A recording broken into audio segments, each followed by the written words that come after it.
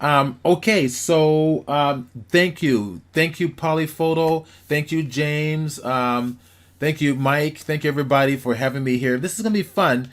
Um, I'm still, recovering from my Death Valley trip. I just got back this week, so it's amazing how much it takes a few days to kind of recover from these 4-day workshops, because I'm not just enjoying myself shooting, I'm also instructing photographers out there, and it's just a lot of mental energy and just physical energy. It just takes a lot out of you. So I was asked to come in and do something kind of special for you guys, and I threw something together in a few hours last night, that I thought would be kind of fun. I'll show you a little bit what I'm going to attempt to do for you guys today.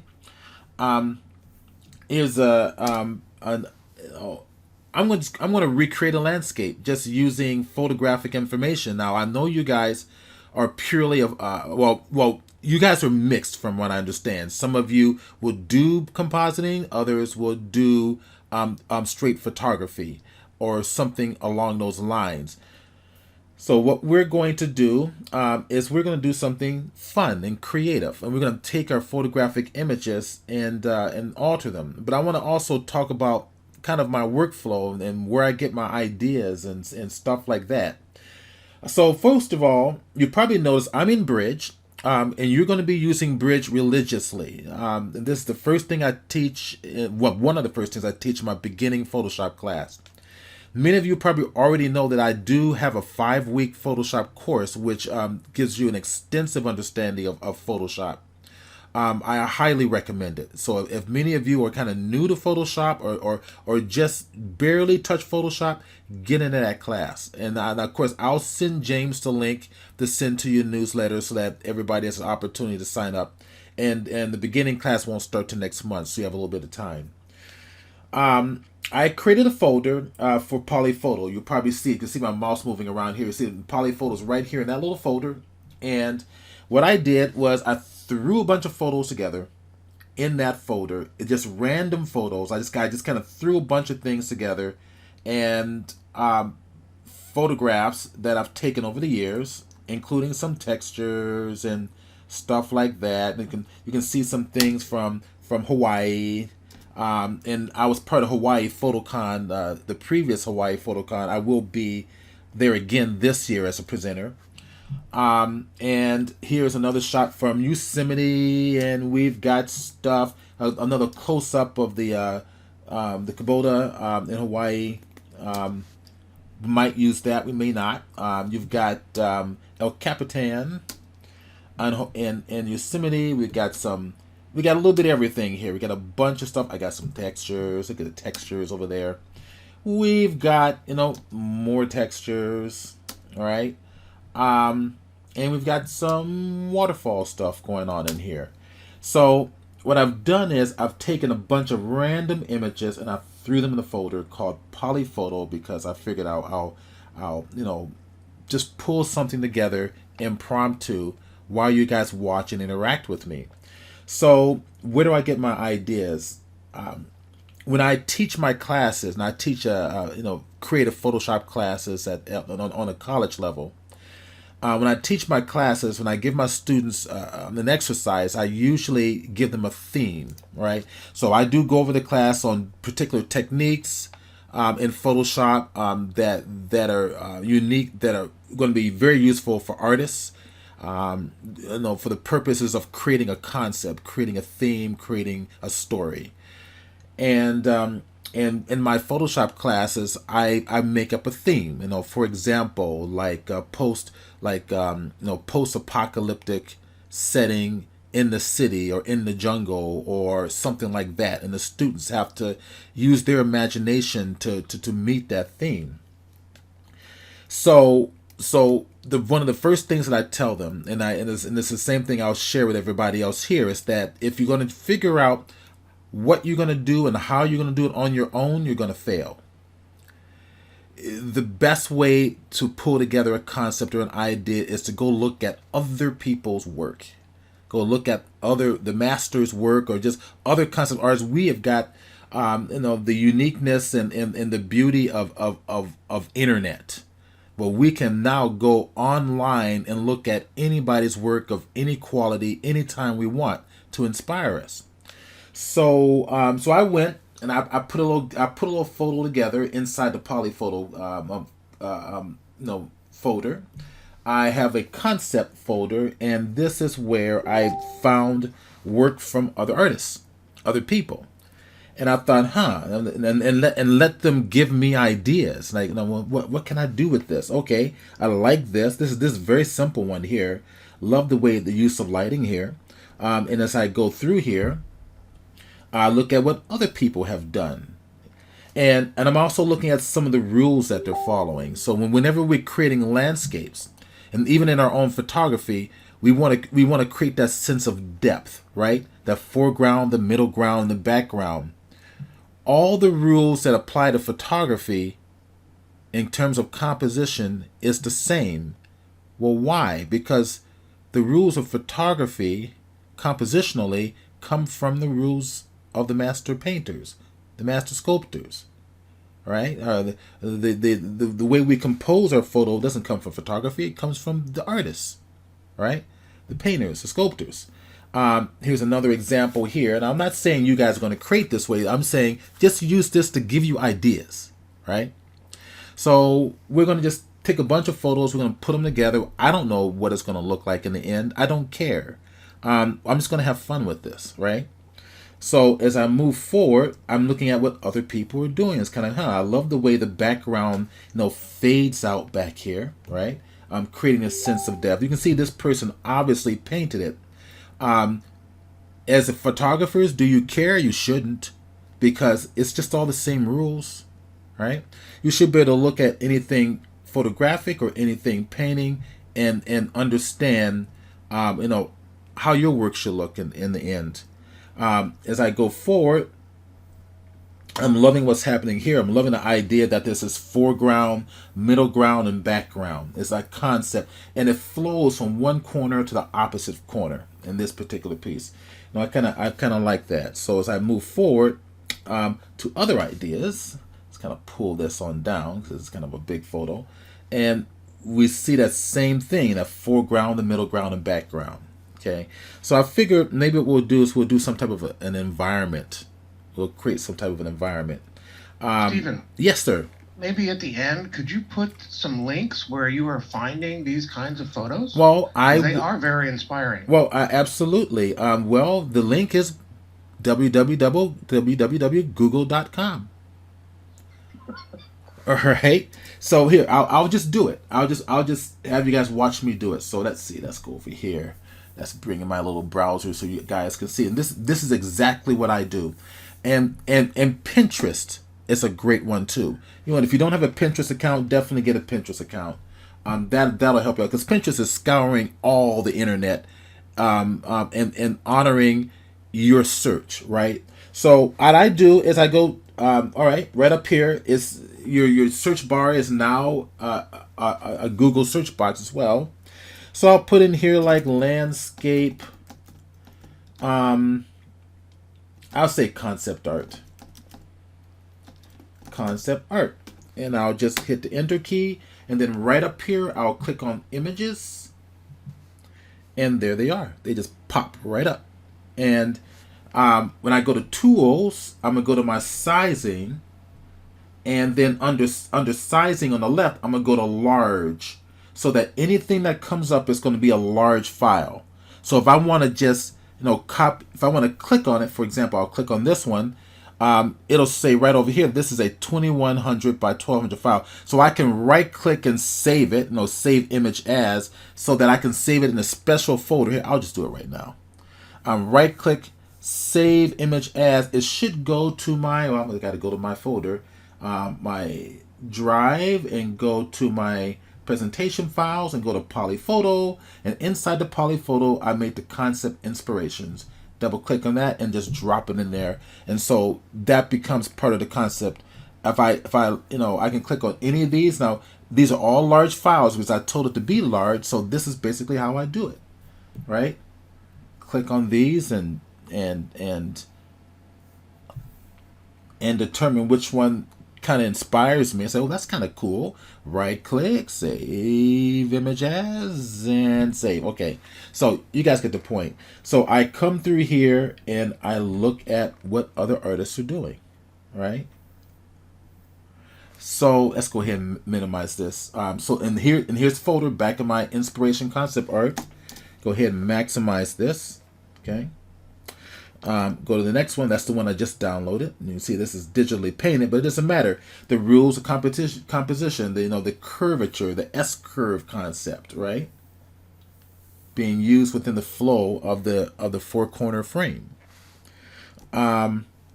There's the other one we just downloaded. Here is utilizing that foreground, middle ground, background information. The background is going to be very soft, less information, more detail than it's going to be in your foreground, right? So those are some of the rules I'll be talking about as I'm creating.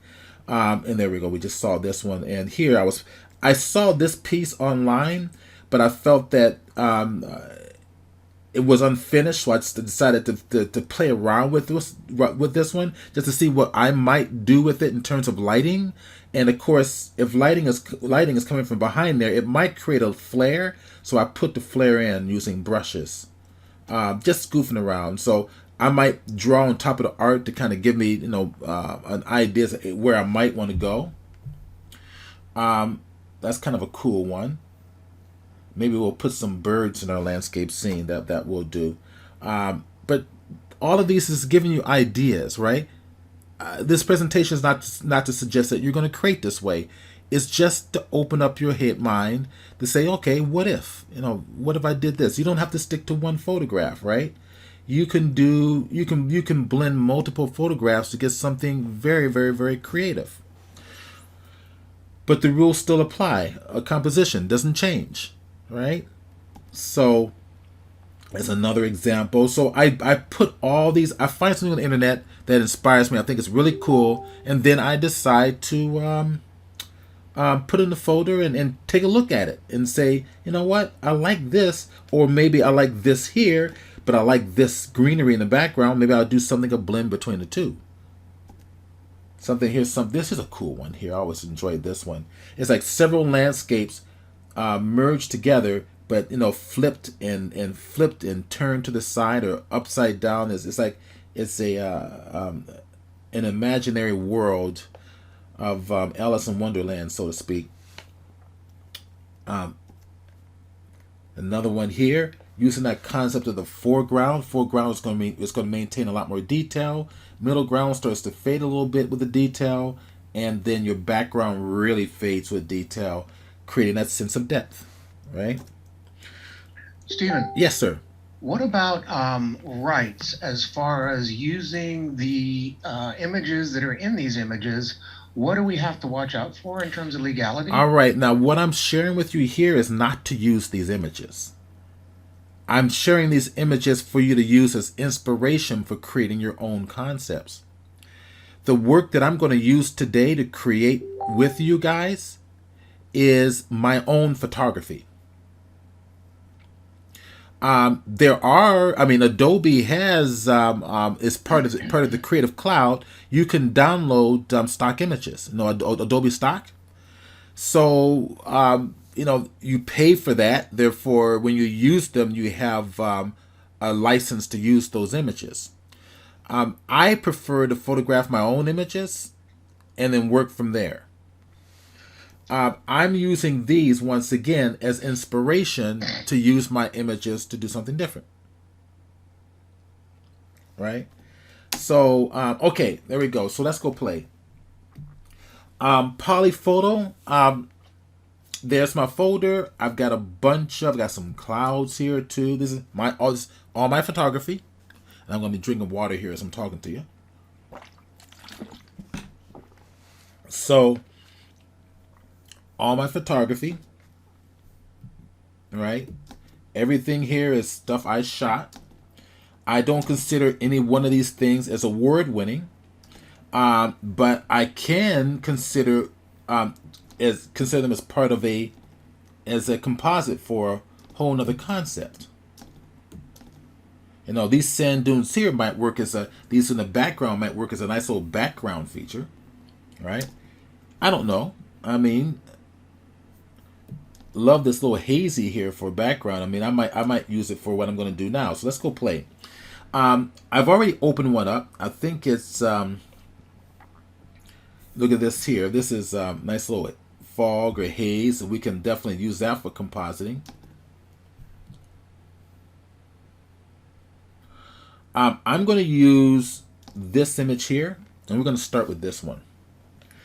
And I think I'm going to also grab an image from Yosemite. Okay. So I have one already opened up here. So I'm going to hit Command or Control Shift O, which is a shortcut to toggle back and forth between Bridge and Photoshop. I'm going to hit the F key for full frame. Okay. Some of these is some of the things that you're going to learn in the beginning Photoshop class. How to navigate the system, understanding how Photoshop works and why it works. I'm interested in that you understand the program so that you can create intuitively as an artist. That's the way I teach the classes. I'm looking at this landscape. I'm thinking, okay, let's do something with it. I like to separate the sky from all my landscape. I don't like anything in the background hindering my imagination. So I break up all my compositional elements. I place them on their own layer. I'm interested in this particular piece in this mountain range here. So what I think I'll do, I'll start with this as the base image. I'm going to come over here to the right hand side and go to Quick Selection Tool. And I like to work fast. I don't like spending a lot of time. If I come down here, Photoshop will spend a lot more time because you got all that texture in there. And of course, I'll make the brush bigger. I'm resizing my brush. It can select it faster. I prefer instead that since this white area has hardly any detail in it, it's probably going to select that real quick like that, right? From there, and again, I'm just using my head. From there, I can inverse the selection, right?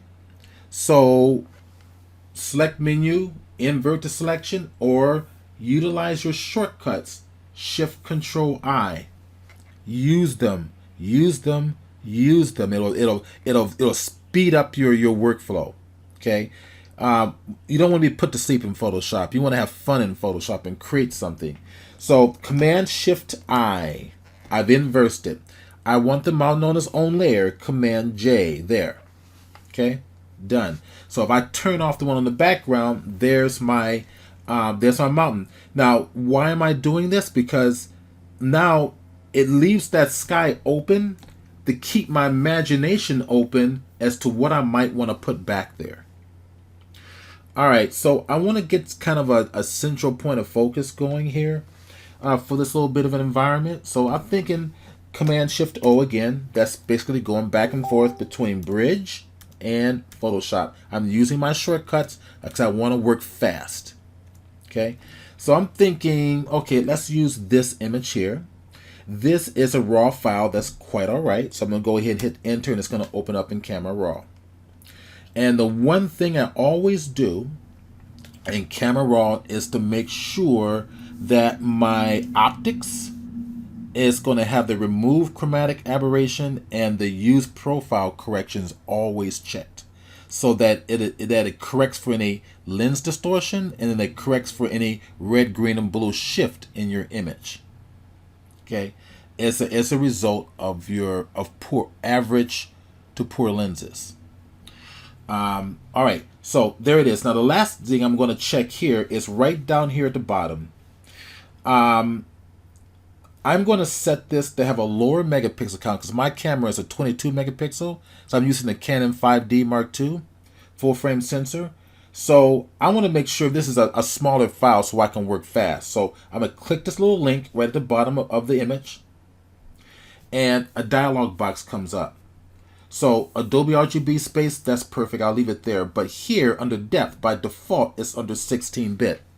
Now working professionally, you want 16-bit. You want that extended tonal range. However, because I'm doing a presentation for you guys and I want to work faster, I want 8-bit so I can work a lot quicker. It's less pixel information in the file and less possibilities for crashing. In addition, instead of 22 megapixels, I set it right down here. I click the resize button. By default, it's unchecked, but if I check it, I can come over here and say, okay, instead of 22 megapixels, let me uncheck that one. Yeah, this is 21 megapixels on my camera. If I check it, just make it 16 megapixel. We're gonna want to work fast, right? So done. Click OK. Now all I need to do is click open, and there's my file. All right, so now F key is the toggle between my 3 different window modes. We cover all this stuff in the beginning Photoshop class, and you get to see my 2 tabs right up here. I will, well, I guess usually I would go to my Windows menu, arrange, tile vertically so they're side by side, because this zoom thing is covering up my interface up here, and I can't seem to find a way to actually move it. I'm just going to click on the tab and drag it off like this. Hit the V key, which is the shortcut for my move tool. The one tool that everybody forgets about because it means you have to do something. Now, what am I interested in? I'm interested in this kind of this mountain range up here. It's kind of interesting. It's even a little waterfall right there. It's so small you probably can't even see it. So what I'm going to do is I'm going to go grab my quick selection tool again, and I just want this little piece right there. Okay? I just want that little piece. I think that will work. Fact here, let's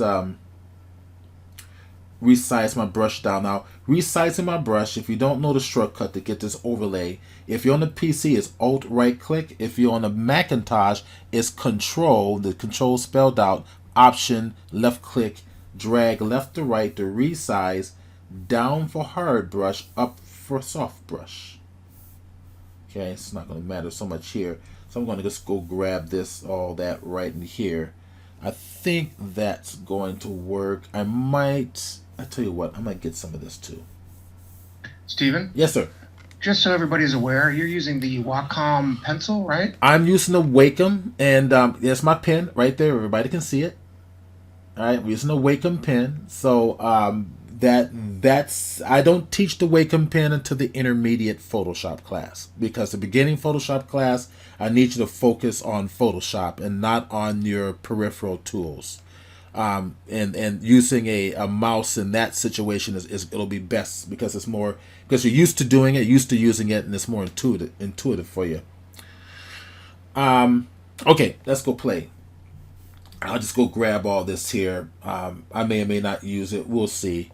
Let's pull it out of there. V key for the move tool. Pull it on over just like that. And then, do I need this one anymore? No. Conserve on your memory. Close it on out. Nope, don't save it. There it is. So let's go utilize this. I think I want the lighting coming from the left as it is shown here in my background.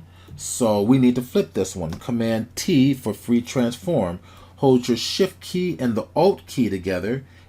Shift allows you to break up the perspective.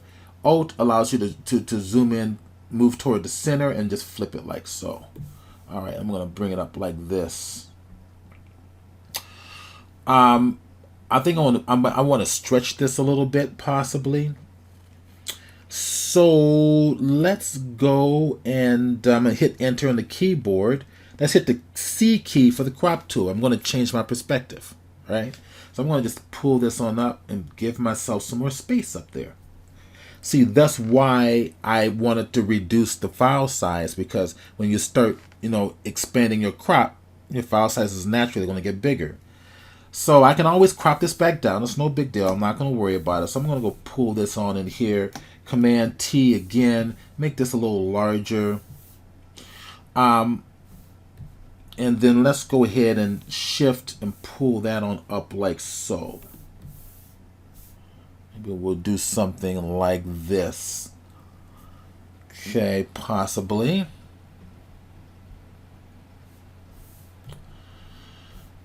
Do something like that. That could work. I think I want to stretch it a little more. In fact, what I'm going to do is this. Before I do anything, the whole concept of this presentation is about layers, being an artist with layers. And I want to work in a very a non-destructive manner. So once my this mountain range is on its own layer, I'm going to right click on the right hand side of that layer. I'm going to target the layer, right click on the right hand side, and convert to a smart object. So therefore, when I start to resize it, I can go up and down and stretch it and do whatever I want to do. And the original quality of the file has never been touched. It's going to stay intact. So, and again, I could do the same thing here. I accidentally moved this to the bottom. I'm going to move this back up to the top there. Okay, I can do the same thing here. I can right click here and go ahead and convert that to a smart object. So now we're not only going to convert these smart objects, we're going to start thinking about categories here, because renaming layers is it's just a pain, right? So it's a pain, and I don't want to focus. I don't want to spend all my time focusing on renaming layers. So I'm going to organize them into layer groups, and we're going to talk about that in just about another minute as well. So now we have until what time on this, guys? However long you want. Oh, okay. So I put down to 12 noon, so we've got time. That's fine. If people need to leave, they can leave. But if people want to stay, they can stay. All right. I just wanted to double check. So we'll be here till close to 12 noon, and we're going to have some fun. So that gives me time to kind of talk and give me time to create and all that stuff. So, all right, let's go create.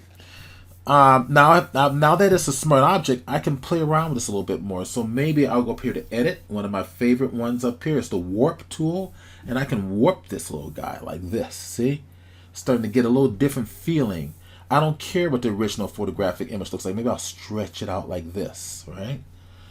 Maybe I'll stretch it out like so. Maybe I'll push this in a little bit. Space bar gives me my hand tool. Now I'm gonna hit the enter key, because I need to go to the full frame mode, which is the F key on my keyboard, so it fills the screen, which allows me to space bar and move this around a little bit. All right, so I get anal sometimes. I'll go to transfer, warp, and let's see, what can we do with this? I mean, I can do all types of stuff with this, right? Maybe I'll pull this out a little bit more. Maybe I'll push this down right in here a little bit. Maybe I'll pull this up just to see. I'm kind of liking this bowing out a little bit more. Okay, I think that'll work. That works. Okay. C key. Why? Because I'm losing my sky. Pull it up a little more. Give myself some breathing room. Okay. So I'm just playing. That's all I'm doing. Now I need to blend this. I want to make this part of the landscape. So I'm going to use a nice little brush. It comes with, it's part of the Adobe Brush Suite. I'm going to hit the B key for the brush on my keyboard, which will automatically activate this. We learned about the brushes extensively in the intermediate class. The intermediate class is called Intermediate Photoshop with the Wacom tablet, 5-week class. First day of the class is on how to customize your Wacom tablet, set it up and use it properly. And then we get into using a Wacom tablet to create. You can start thinking and acting and behaving like an artist, like a painter. And that's exactly what's going to happen now. I'm going to start behaving like a painter. So let's see. Let's go to a brush. The brush is activated already. Now if I right click on my Wacom Pen, I've got my bottom click here that's closest to the nib is a right click.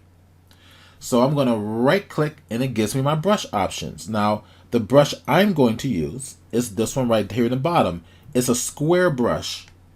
And let's see, let's go, let's create I'm going to create a layer mask first.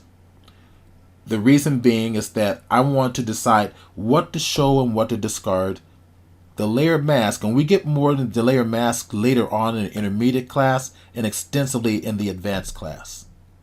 All right. So what I'm doing is I'm building your education. 5 weeks at the beginning, 5 weeks at intermediate, where you start to get more of the creative stuff, and then the advanced stuff where you really start bringing your vision together. Okay. You're not going to learn this. YouTube is great, by the way, if you already know your stuff. If you don't know your tools, don't know Photoshop, it can produce a lot of bad habits. So okay, let's create a mask. right down here in the bottom, third icon from the left, click it. There's a mask. The white mask is saying show everything. If I use my brush, and as I've already selected the brush, I'm going to right click and I'm going to select that brush right there. Why? Because it's going to give me this big square pattern. And that square pattern has this really bumpy edges all across there. This is more of your chalk brush. And the reason I like this is because the mountains are bumpy and texturous. So I want my brush to be bumpy and texturous. So I will start to paint with black on here, which means if I paint with black, it's going to discard visually. And you can look at your mask, and you'll see that the black is discarding anything that's associated with on that layer. The layer is still there. If I hold the shift and click on the mask, it'll hide the mask to show me the whole layer. If I shift click again, it'll bring it back. It's a toggle. So if I hit the X key to switch my foreground and background color, I can paint with white. It brings the mountain back, right? So I want to strategically decide where I want the mountain to show and where I don't want it to show. And I'm going to use my imagination. So let's go play. So after that explanation of masking and brushes and all that, we're going to start working a lot more faster, because I think at this point you're kind of getting what's going on here. I think I want to do one last thing. I'm going to click on this mountain here. Now you notice there's a link between that and the mask. If they're linked together, the distortions that I make are going to distort both the mask and the mountains. I don't want it to do that. So I'm going to hit that little middle link right there, turn it off. Then I'm going to go over here, target the actual mountain. Then I'm going to go to Edit Menu, Transform, Edit, Transform, Warp. So I can pull some of this detail more over to here like this. Yeah. It's just a thought. I thought maybe I'm probably going to be able to use it. Now, go to the mask. The B key is selected. The foreground color is currently white. I don't want it white. I want it black. The background color is black. So hit the X key and that'll switch it. Because Photoshop always pulls from the foreground color. Something that we explore in the beginning class. So now I'm going to gently, I'm using a Wacom Pen, so the harder I press, the more opaque it'll be. The less I press, the less opaque it'll be. And I'm going to gently blend these together. Blend, blend, blend. Now, my brush is set up, and I'm going to show this to you. And again, this is also something we do in the intermediate class. But if I bring up the brush options, I have my shape set so that when I use pen tilt, look at my brush here, bring it up a little bigger. Pen tilt, I can tilt my pen. So I can change the direction and I can change the style of the texture of my paint or of my technique. Right? So I'm going to close this on out. I'll make my brush a little smaller. Now, custom brushes do not give you the color overlay. Custom brushes just gives you this symbol. Right? Gives that round circle telling you the size. Okay? Now I'm going to spacebar and control held down together. Spacebar first, control, then click and drag allows me to drag, zoom in and zoom out very quickly. So wherever I set the brush is where it's going to zoom to. I want it to zoom to the bottom here so I can blend these. All right. So now I'm going to keep a nice big ass brush, and that is a technical term, big ass brush. And I'm going to just gently start to make sure I've got the right things targeted. There we go. And I'm going to start to blend things in there so it all looks like it's going to be seamless. And that textured brush helps reflect the texture of the mountain. Pull it back a little bit. See?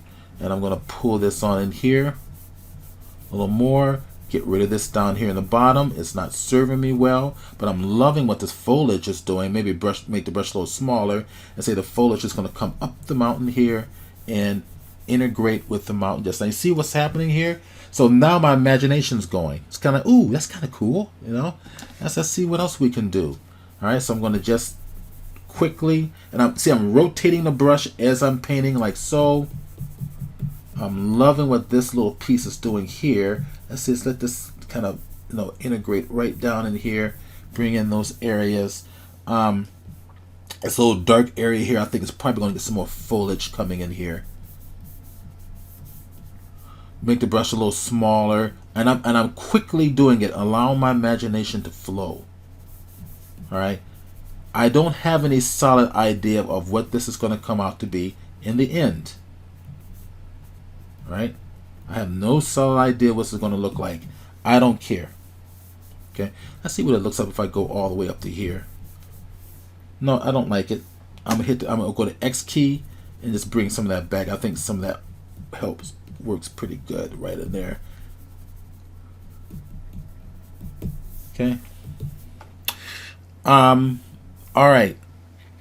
So far I'm liking it, kind of, sort of, and kind of not. I want to do something a little different to it. Let's see, what more can I do with this? How about,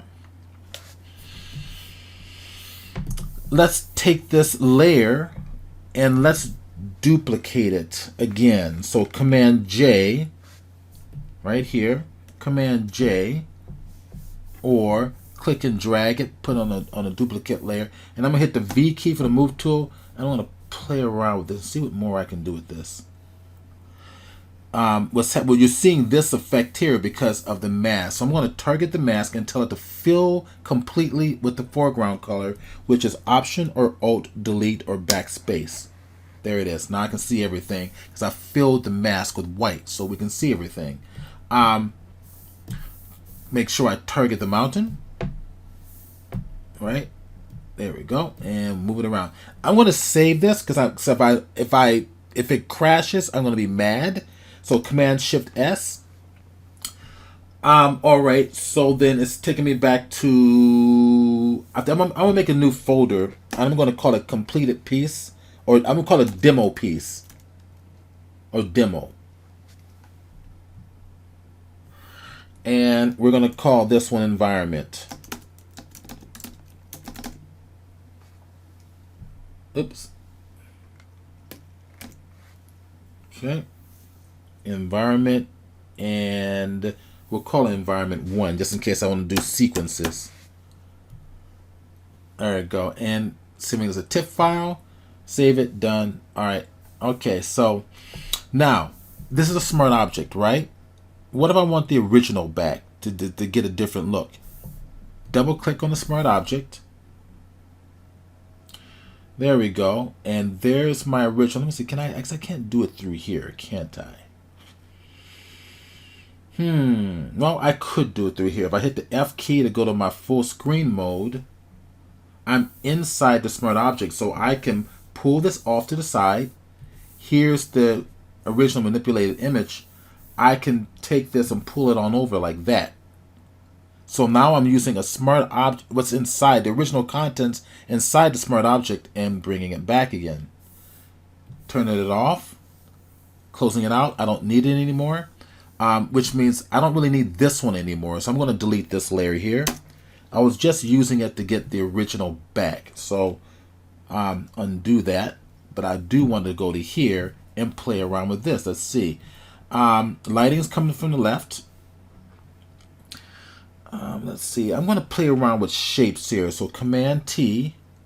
Now, I might want to, which I think will be wise to do, right click on the right hand side and convert smart object. All right, so Command T, and let's flip it around. Oh, I kind of like that. Kind of like what this is doing here. All right, let's go over here to edit menu. Let's just warp, just to kind of get my imagination going.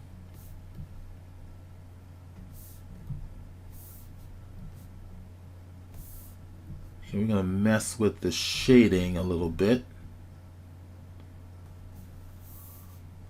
And I'm liking what's going on down here with some of the textures. This all might change a little bit. Alright, so give it the mask. Hit the B key for the brush. There's my little textured brush. And then I think I'll start using black to start molding it together to see what it does. So will I like it in the end? I have no idea. So let's go ahead and play with this. So pull this out.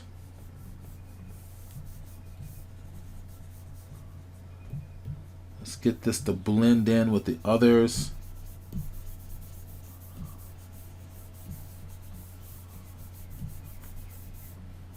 I'm liking some of this in here, other things I'm not.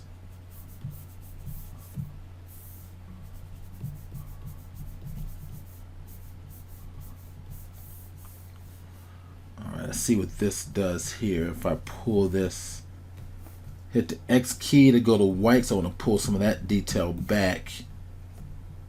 And what if I hit the X key again if I pull some of this shadowing out?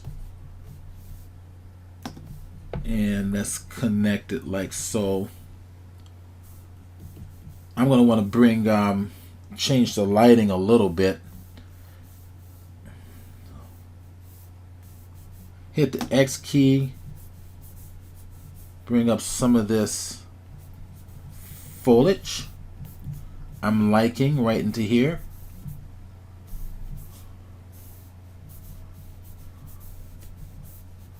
And if I can always turn it off and on to see what's underneath it. I'm thinking like taking it away, some of this away from up here.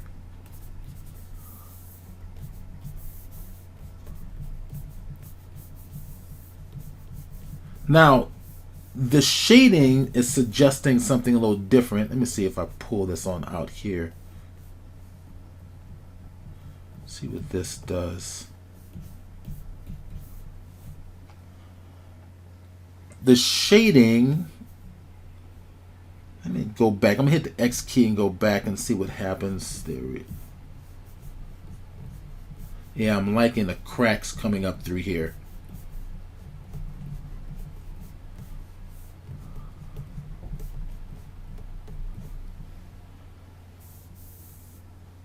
All right, so now I'm establishing the background.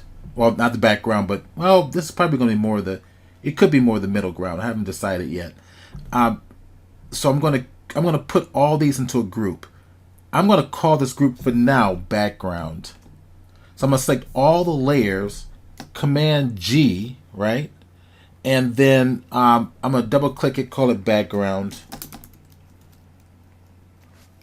Make sure I'm gonna spell it right here. There you go. Problem is, I can't type today. It's from that Death Valley class. I'm still recovering. So now this whole thing is on its own layer. All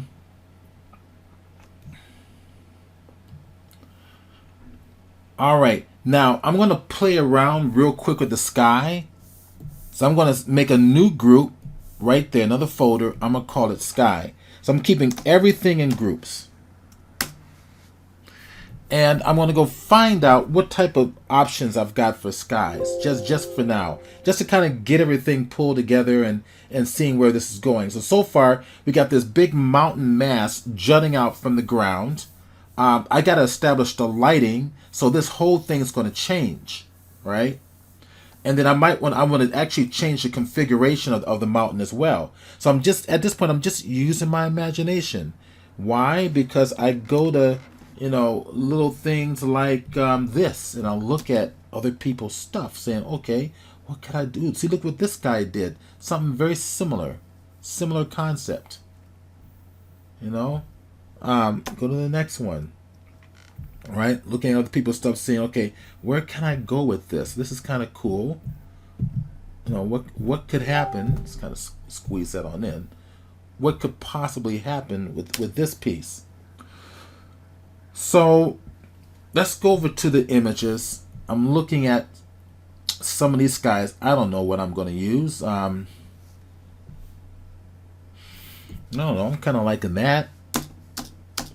I shot that, I think, on my Central Coast workshop. I can't remember. So I'm loving the lighting on this one, but it still also gives me some flexibility to actually change the direction of my light. So my light source is kind of coming from behind, but again, I can use my painting tools to establish the lighting wherever I want, right? So I figured it might be wise to kind of just ask if anybody has any questions at this point.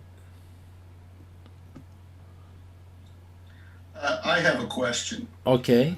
Hi, I'm really enjoying this presentation so far, by the way. Really cool. Thank you. So, what is the source, like that brush you were just showing? Sure. The brush you were using Yes. to blend? Okay. What is the source? That doesn't come by default with Photoshop, does it? It does. I don't think so. Yes, it What? does. It does? Yes, it does. Oh, well, that's cool. I better look more closely. Okay. I thought you had to download those from somewhere. No, Okay. no. Everything I'm showing you is all Photoshop stuff. Native Photoshop. I even like an ISO clouds right here too. We'll see. Okay, so I'll show you real quick. Go to my brushes. Hit the B key for my brush, and right up here, this third icon from the left. Is the third icon from the left? Yes, there they are. There are all my brushes. Let me go back to this again. At the top, you've got a thing called general brushes, but you can add more brushes.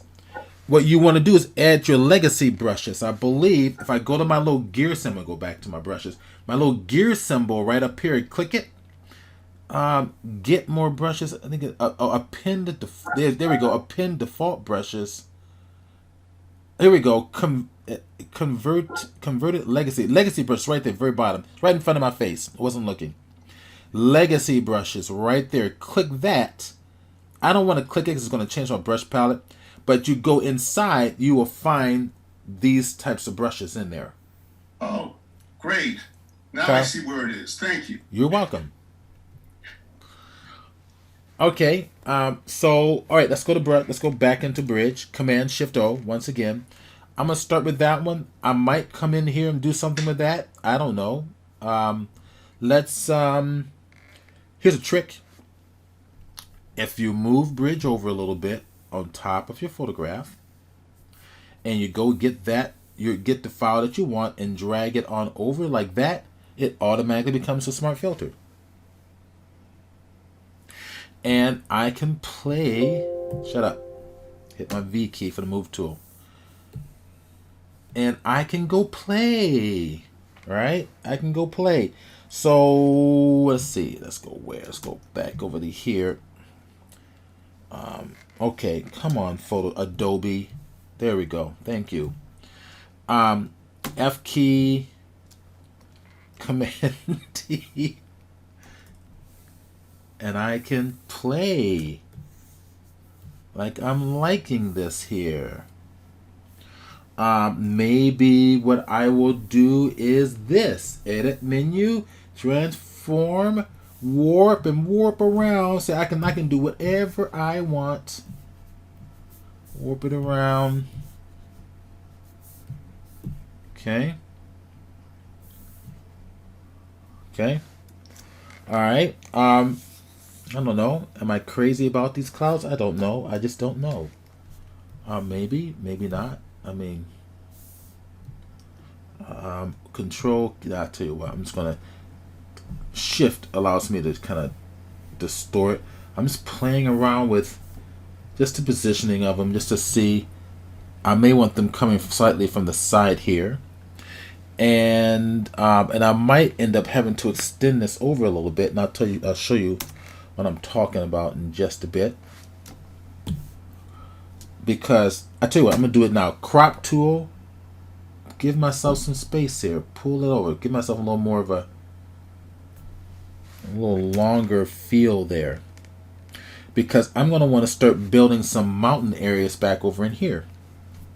So that means I'm going to have to go back to my background, which is right there.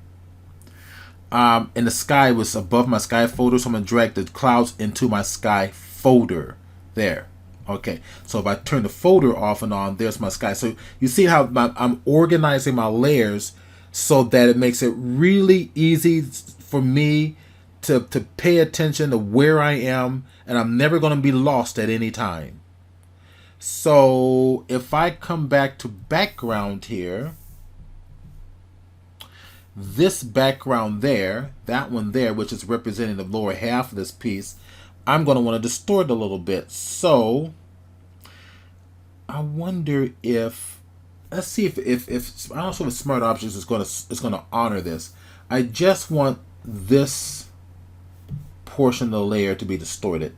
Let me see if the Smart Object, if it's a standard, if it's on its own layer without a Smart Object feature, it'll stretch whatever's within the selection. I'm going to go see if it will do it. No, it's not going to do it. So if I go to edit menu and I want to do free transform, it's not going to do it because it's a Smart Object. It's non-destructive. So what I'll do is this instead. There's a workaround. So what I want to do is I want to take this left-hand edge. I want to stretch it without touching the rest of the mountain, right?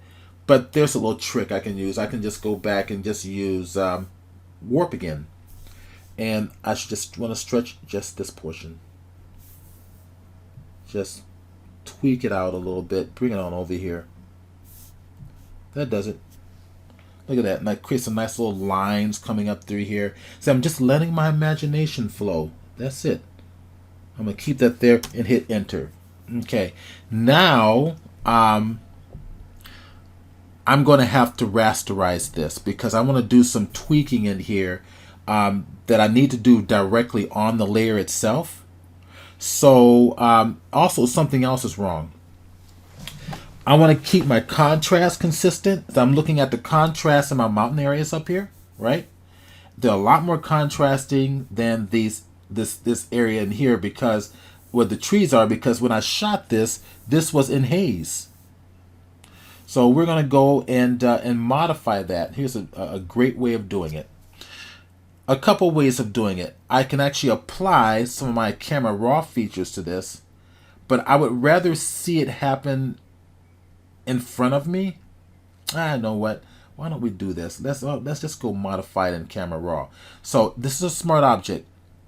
If I go to Filter menu, Raw, the shortcut is Shift Command A or Shift Control A, right?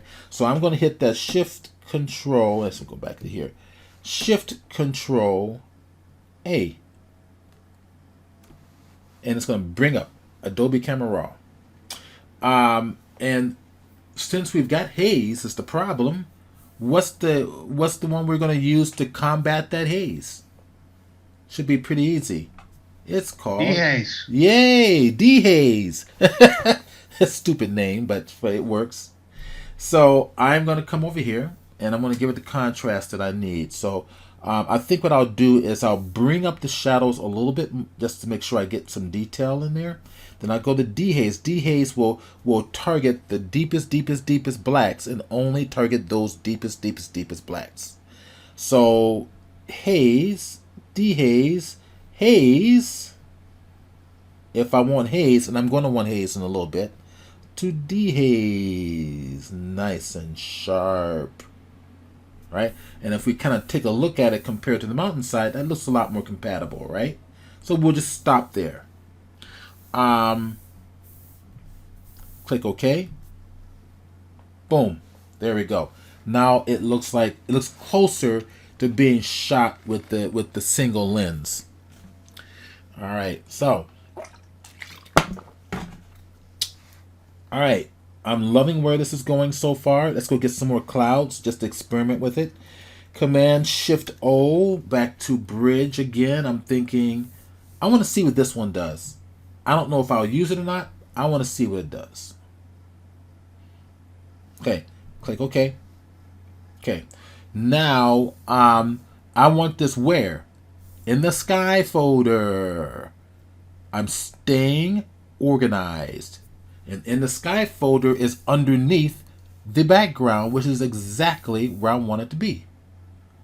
So click that down, grab this sky, hit the V key for my move tool, and what's going on here? I'm moving the whole folder. That was an accident. I'm going to hit undo. I just want to move that. There we go. All right, let's see. What can we do with this? I definitely like an idea of the lighting coming more from the side. Command T, free transform this one. Okay, so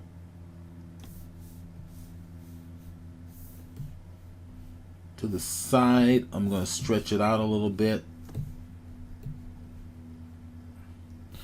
And I'm going to change the blend mode because I don't want this at 100% normal. So I'm going to kind of come down here to different blend modes and see what it does. That's lighten, we got screen. And once again, I don't know if I want to use it. Overlay, soft light, hard light. Let's see what it does. Yeah, those clouds seem kind of harsh. And it's forcing the background to compete with my subject. Okay, so I'm not liking it that much. I suppose I can bring down opacity on some of these. Let's say if I bring this over to hard light and then just bring down the opacity of the layer. I'm sorry, it's just not my fan. It's not striking me. I'm not liking it. So I'm going to target this, hit the delete key just to get rid of it. Let's go get another image. Let's go looking for something else. Something subtler, right? I want something subtler. So let's see what I've gotten here. I know what I used in my last one, so I could use that always. And I'm just going to bring this down here that we can see them, these three side by side. We go back up to the top. And I'm going to, now these two is probably going to compete. That's probably a little harsh. I want something softer, subtler. This could work. I'm liking this. Okay. It's not really a sky, but I don't care. It's a background. All right. So pull it on over. Come on. Come on. There she is. Boom. Okay, so let's do this. Pull this. I'm liking it. Oh, I'm liking it. I'm liking it. I'm liking it. I'm liking it. Okay. I like the little subtle textures back there. I like the fact that it's highlighting over here. What if I pull that below the other one and then take the other one and let's give it a different blend mode and let it blend with it.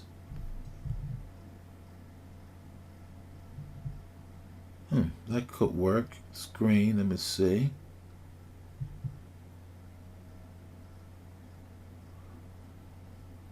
Oh, I'm liking that. Hard light. Maybe what we'll do is bring down its opacity a little bit. Let's see what happens. It's giving me a nice little, I'm liking that. Okay. I'm liking this a little bit. Let's go to the background here. That's 100%. Let's play around with the one behind it and see if I can get a little bit of a change. So pull this up here. Command T.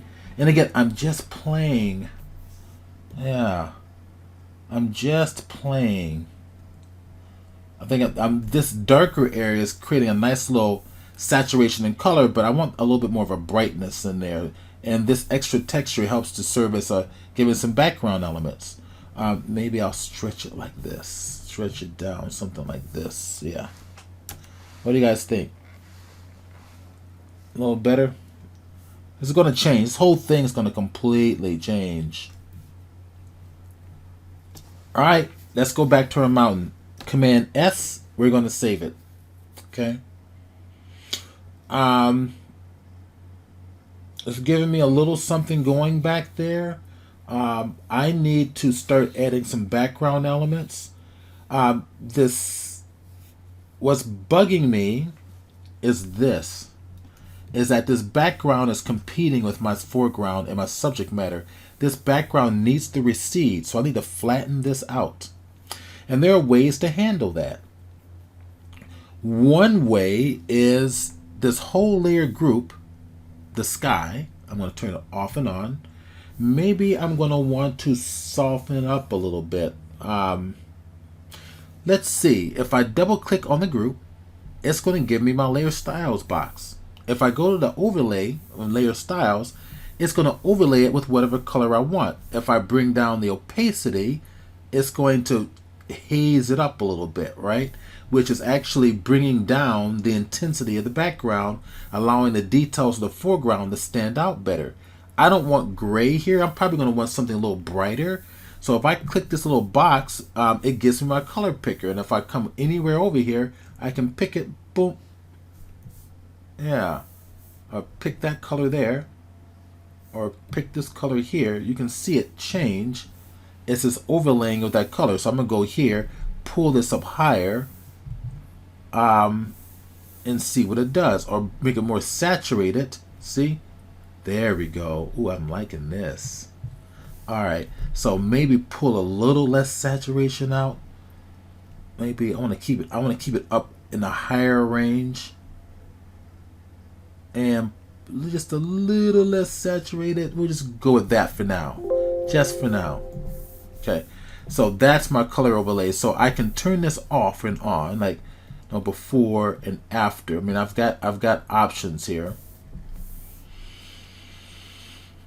for now, because I want that background to be real hazy, kind of go down. Then of course we're going to light this whole foreground and landscape with this orange light coming from behind. So right now the color is not right, but that's okay. We're going to play. Let's go back to our mountain. So I'm gonna hit Command Shift S, and we're going to call this one number 2, because I want to see a progression by the time we're done. Now we'll move a little faster.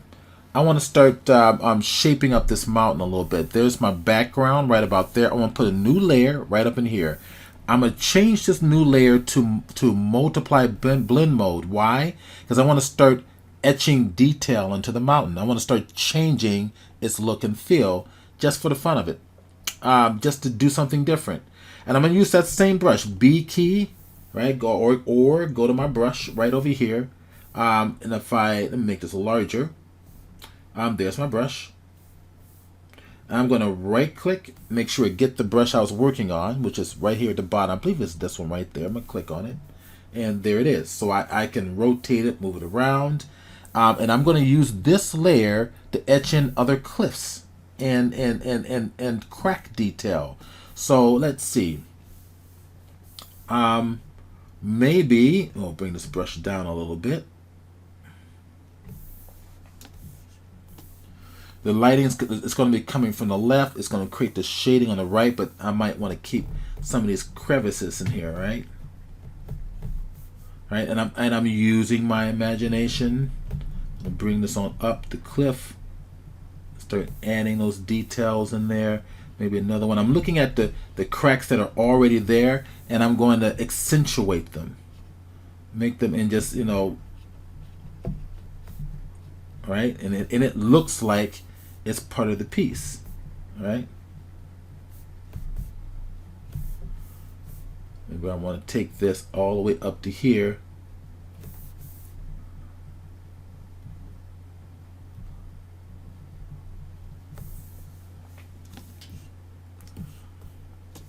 All right, so I want to keep perspective-wise. This is pretty far in the background, so I want to make sure I, you know, keep my brush fairly small for some of these cracks.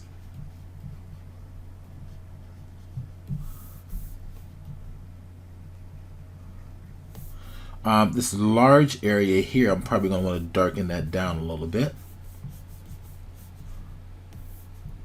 And you see I'm rotating the brush. I'm creating that shadow because the lighting is going to be coming from the left. Now, I haven't really established lighting yet. I'm just monkeying around with detail. But as lighting comes from the left, you can see it's going to shade. The lighting is going to fall off a little bit, right? It's going to make it look like it's going to be a cavern back there.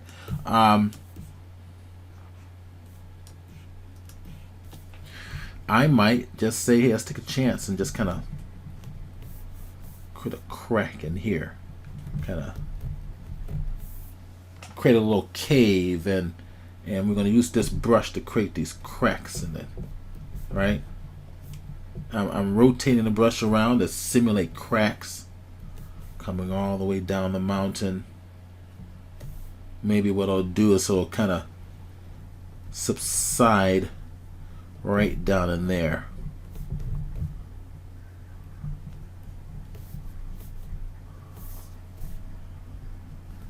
And it's going to come right on down. Okay, so these cracks are going to move, join up with these other areas in here. And I'm just letting my imagination run. I'm working fast, right? I'm just working really fast. As fast again, I got some more. We got some little crevices right here on the side of the mountain. So I'm going to honor those crevices by deepening them down. Say there's a little caves in there or something. And this little cave is creating this crack that's bringing it up, bringing it across.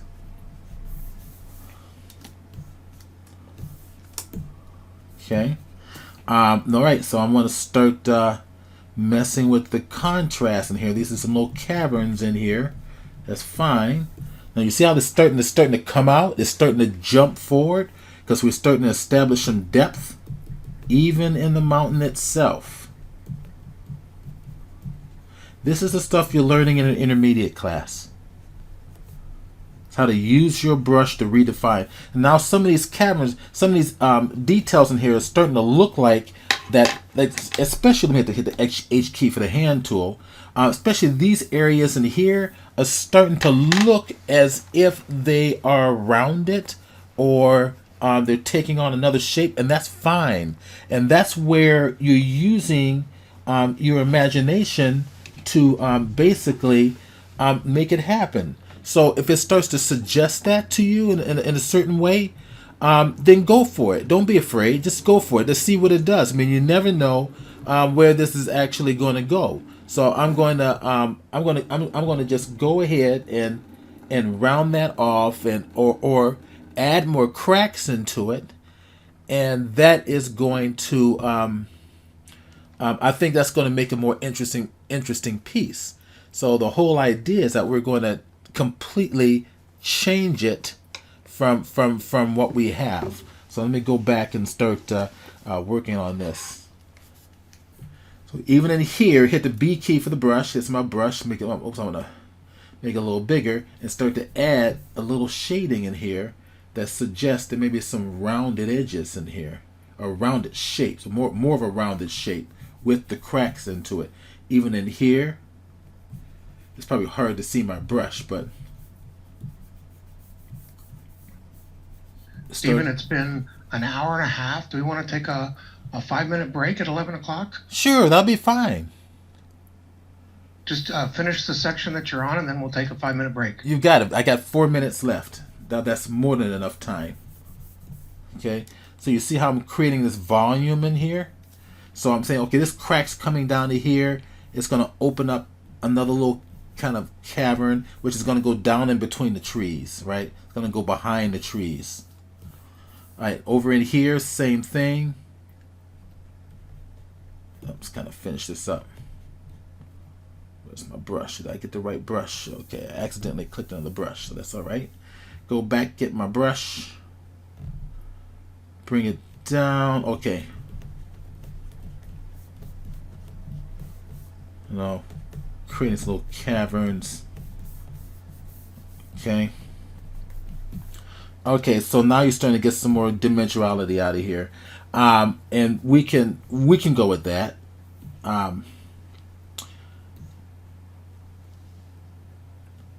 Yeah, I think we can go with that. Let's see, we got 3 minutes left. What could we do in 3 minutes here? I suppose it's probably about that time to start even establishing something for the trees. So since I got this for the upper rock area, I'm going to create a new one. In fact, I'm going to rename this layer.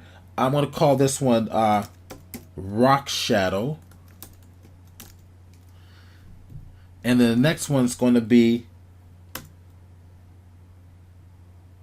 let's see, plant shadow or foliage. Okay, and that one's going to be interesting. So I'm going to use a different brush for that. I'm going to use a brush. We'll right click, and this is something I made. It's a custom brush, and if I go to my brush panel, this is the brush I'm going to use. It's going to reflect that texture of those trees that I have there, right? So if I use this brush, and I'm going to use this layer here, I'm going to change that blend mode to multiply so that I can accentuate the trees.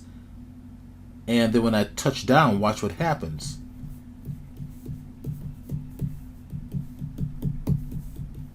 All right? Before, after, before, after. And I'm going to just quickly lay down. I'm creating, the lighting's coming from the left side.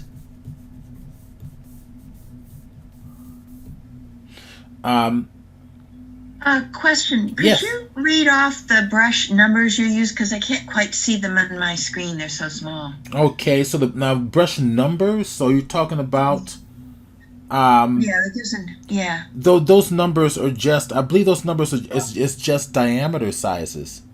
Oh. Well, the brush names then, please. Okay, the brush. Well, this is a custom brush that I made myself, so there's no name for it. But you've got the heavy smear wax, the sample brush, the basic soft brush. I'll name off the brushes to you.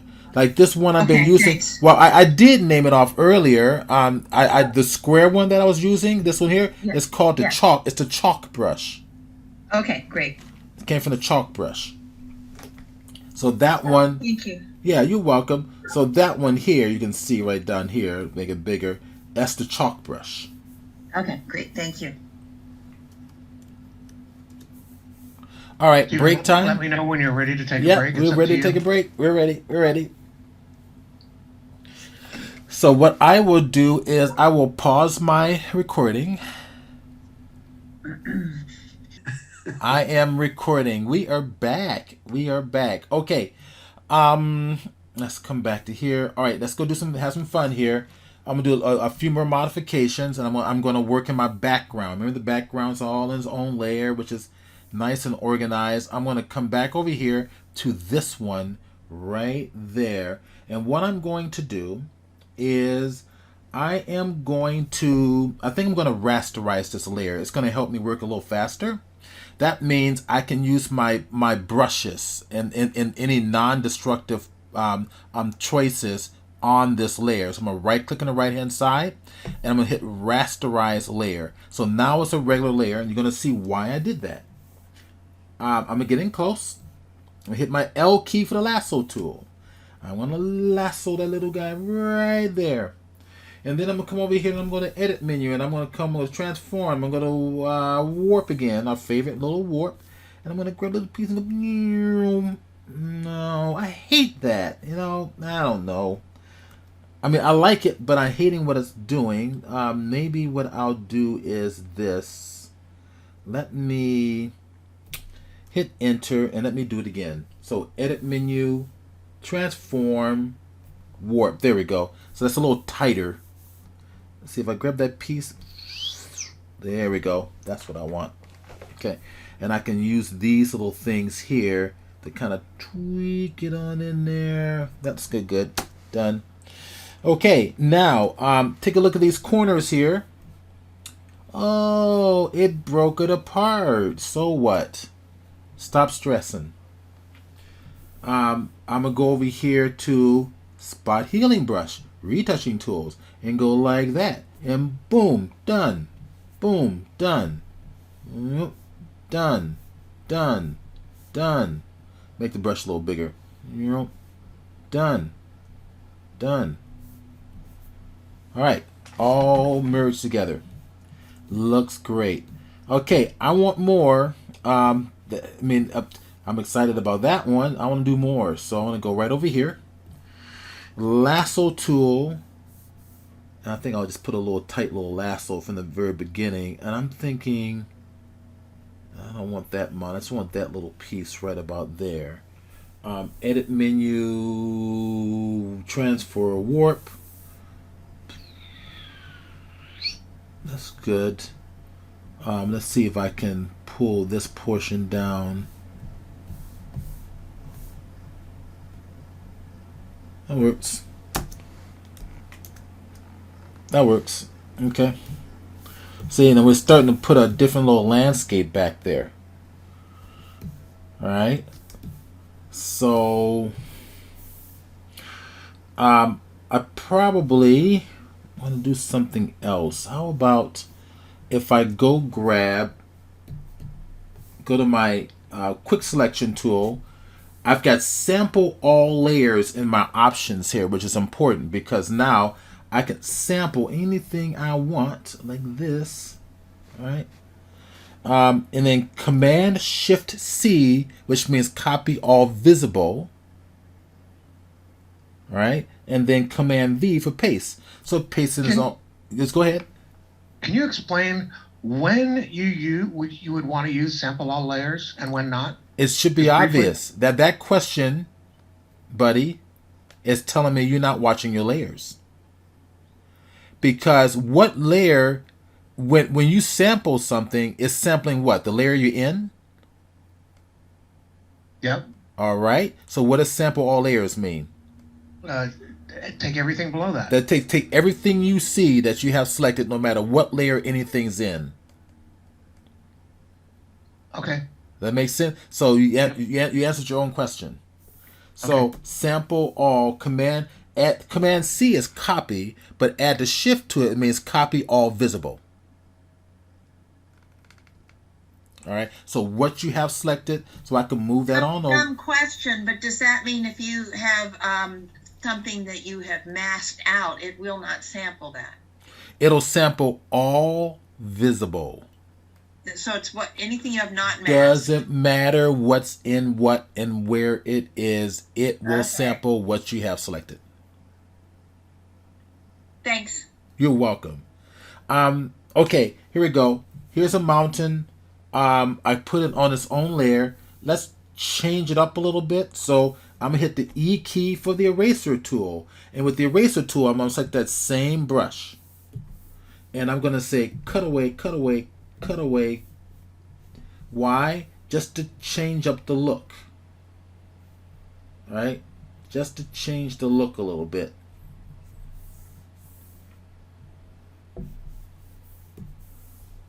I don't know if I like what I did, so I'll go undo, undo, undo, undo, undo, undo. Maybe I'll keep that portion and then just make it a flat top like this.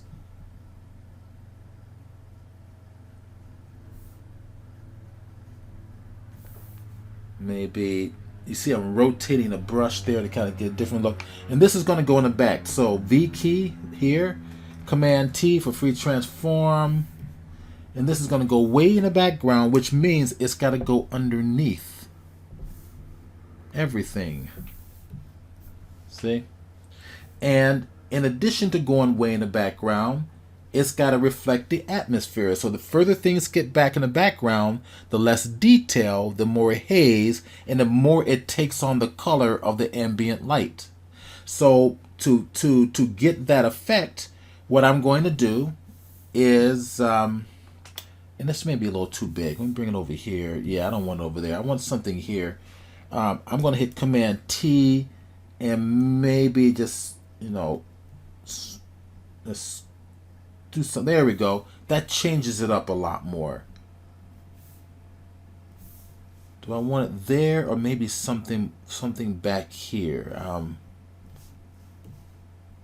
I'm not sure. Maybe we'll go here. Now, I'm going to give it a layer style. So on the right hand side of the layer, I'm going to double click, layer styles, color overlay, click the color box and take on the color of your background.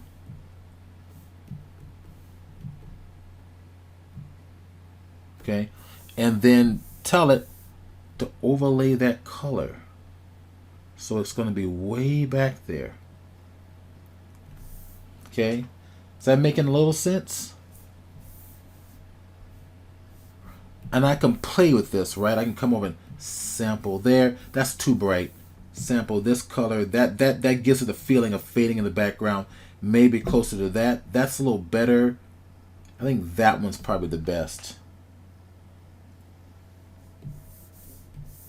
All right, so if we take a look at our layers, let me kind of cascade this up. And then our background, we've got things orderly. I think this one's too high. I'm going to push it down. These back here also need to go down. Those are part of this layer here. Now I could just cut them off, right?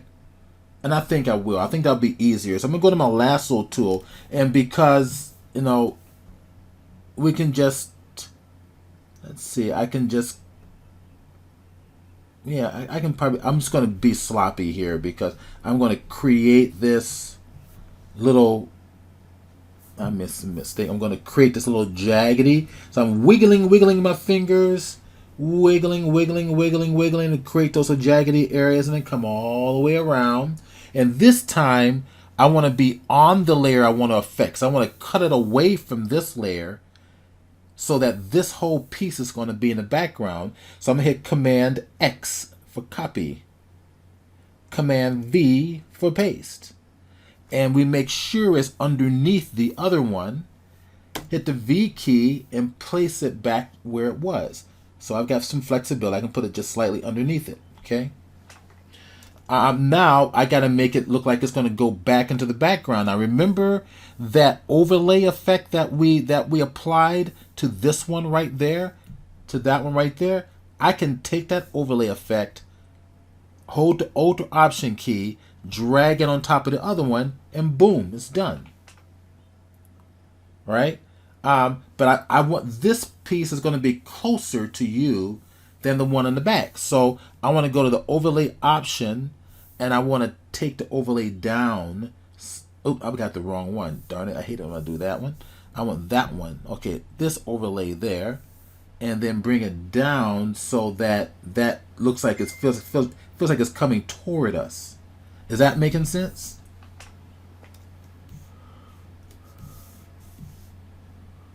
Okay. All right. So now we need to start establishing, better lighting, because our lighting isn't quite right. If you look on the background, the lighting is nice and orange. The whole piece is kind of like almost like a sunset lighting, but we don't have it established in any of the foreground objects. So we're going to start establishing the proper shading, because the lighting is actually moving from left, kind of from left to right. I want it much more from left to right.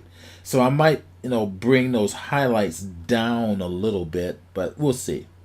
I want it to spill from the left-hand side, and then the right-hand side of our structure is going to be a type of a shadow, right? To create that sense of dimension. So let me kind of go in here and let's go play with this. Another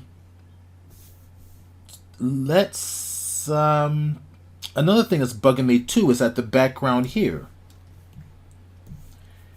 needs to recede, I think, to the same level as this piece here. So let's go cut that out.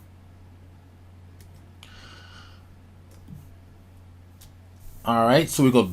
Now you can see why I rasterized this layer, because I want to be destructive now.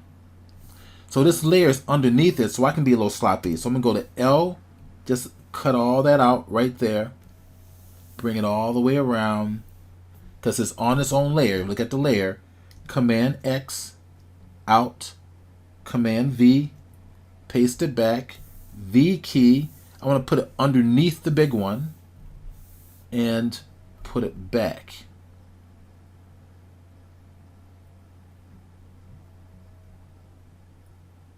So I'm gonna overlap it like so. Command T, stretch. I don't want to stretch it that way. I want to stretch it this way. Shift key and stretch it like that. All right, give it a little more stretching, so I can just overlap it like this. Done. Okay. Now remember the hard work we put into creating this overlay back here. the little orange overlay. We're going to do the same thing to this one. Let me cancel that. There we go. Command Shift S. Number 3.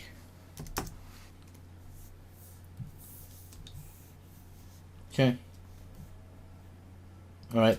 Let's give that some distance, some depth. We're going to push it back in the background. So we're going to go over to this one there. You can see I'm turning it off and on. Right. So I'm going to take the layer effects from here and transfer it to this one here. So there's my overlay effects. Hold the Alt Option key, drag it on top. Done. Okay, I made a mistake. Yeah, I did. I made the right choice, but I made a mistake right in here. Let's go find out what it is. Command Z, Command Z, Command Z, Command Z, Command Z, Command Z, and bring it back. There, we're back. Okay. I was not paying attention. Lasso Tool. We want to honor this edge, honor this shape right in there. There we go. We got to honor that shape. That's our primary point of focus. Command X. See? Command V. Hit the V key on the keyboard for the move tool. Boom. I can do this. Command T. Pull it on over. Let it overlap behind. Go get our overlay from the other one. Drop it on top. Boom. There we go. Okay. Okay. Command S it. And I'm thinking that this piece here, which is the background now, I'm going to give it a edit menu, transform, and another warp again. Oh, I'm in the wrong layer. I want to be in that layer. I want the big one. So transform, warp it. See, I want to pull that out a little bit. Now, before I do so, here, let's do this. This one's blocking it. That's on top. It shouldn't be on top. That's silly me. What's the matter with me today? See, it's Death Valley. I'm still getting over Death Valley, and that's behind it now. So over here, transform, warp it. See? Because you want it to look like it's, it's been pushed up from the ground. There we go. That seems a lot better. I like that. So you got the background fading. In fact, I'm going to want that background to fade out a little bit more, but we'll deal with that in just a little bit. So Command S. There we go. All right. Here we go. We're going to finish this up. All right. Shading. Well, as photographers, we should know this. Shading is always the opposite color of the light that's shining on your subject, right? So if we look at this light source here, it's this nice real orange lighting back here. In fact, this piece back here, now that I'm looking at the whole thing again, because my eye is starting to adjust to the depth that I got here, this back one should be even deeper. It should be even softer. So I want that to recede back more. So this one right back here, I'm getting closer. So this one right back here is too sharp. It's competing. So I'm going to really go to my overlay, double click it, and I'm going to really just phase that little guy back there. If I want it to look like the clouds are coming through, what I can do as a trick is to bring down the layer opacity. And it fades, it blends in a little bit better. See? So now you're starting to get some depth back here. And I might do the same thing to this one, just a teeny bit. So color overlay, just bring it up slightly. There we go. That's a little better. A little more. There you go. Still more detailed than the other one, but it knocks it back a little further in the background. And I think I'm going to go to this big one here and give it just a little more overlay, a little more of that color.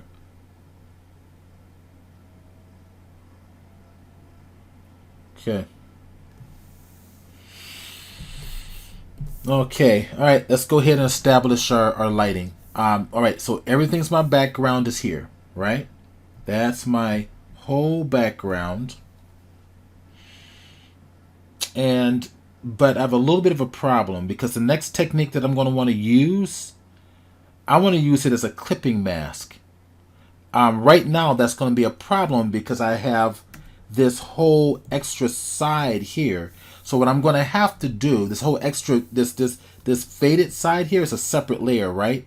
So my technique is going to actually apply my paint color on top of this, and I don't want it. I only want the paint color to be applied just to this shape right there. I'm gonna hit Command S again just to make sure everything's saved so I don't lose anything. So I'm gonna go back to my background, open it up, and I'm gonna take this shape out of here but keep it underneath my background. Alright, so I'm gonna drag it out all the way to the bottom, put it above sky but underneath the others. So did it work? There, that worked. So if I close up the background, I turn it off. Yeah, so turn off so you can see they're two separate layers. That's what I want. And now you're about to find out why I did that. Let's talk about lighting real quick first. I'm gonna make a brand new layer just to make a point to you. I'm gonna hit my B key for well, I got the B key for the brush, right? Make it a little bigger. Right click, go ahead and get this little technique here. Option, grab that color of the light source, which is filling my scene, and I'm gonna paint it right there. It's okay because it's on its own layer. I'm gonna duplicate that layer, Command J. And I'm going to drag the duplicate right next to it. The opposite color of that light source, what do? Command I. Boom. Right there. Okay? So I like to take the opposite color a little bit deeper and richer. So what I'll do is I'll just go over here to the curves command or image menu adjustment curves. And just make it a little richer like this, keeping that bluishness there. All right, you're gonna find out why. This becomes my palette. That's my highlights. This is my shadows. Command S, we're gonna save it. Hit my B key for the brush, right?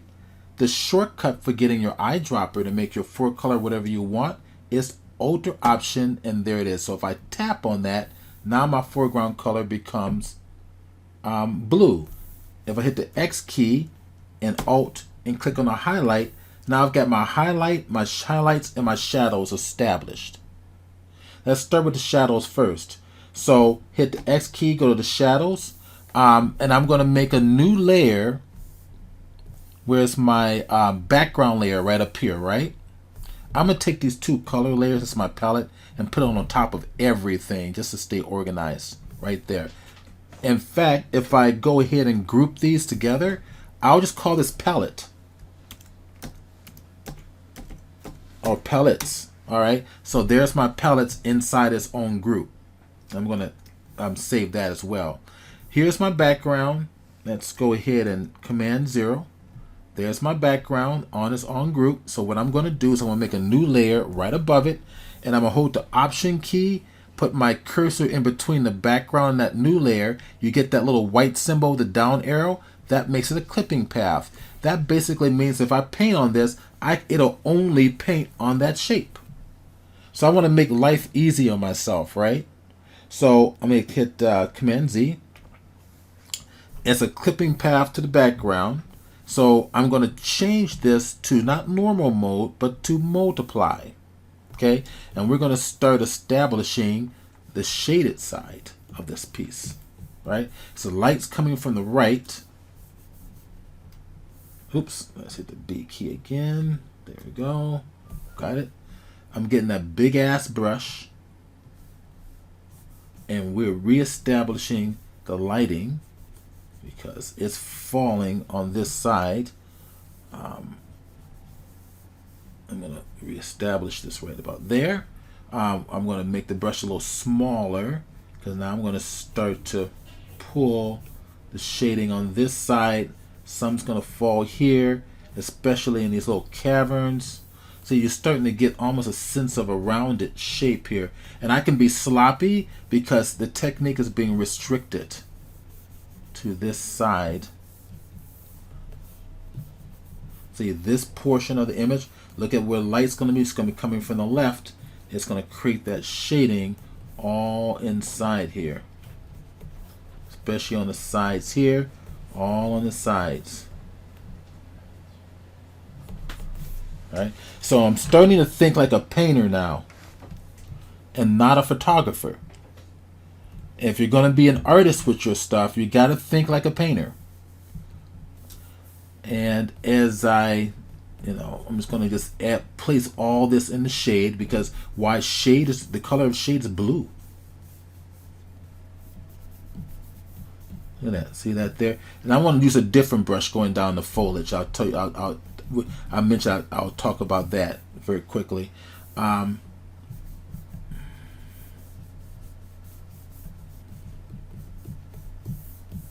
right. So before, after.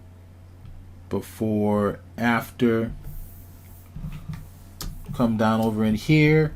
We got to honor how light's falling over here too, which means all these areas too is going to be getting a lot more, especially down in this cavern here. It's going to fall into the shading. Just playing around with this. All right, so I'm going to now get the special brush. Right click.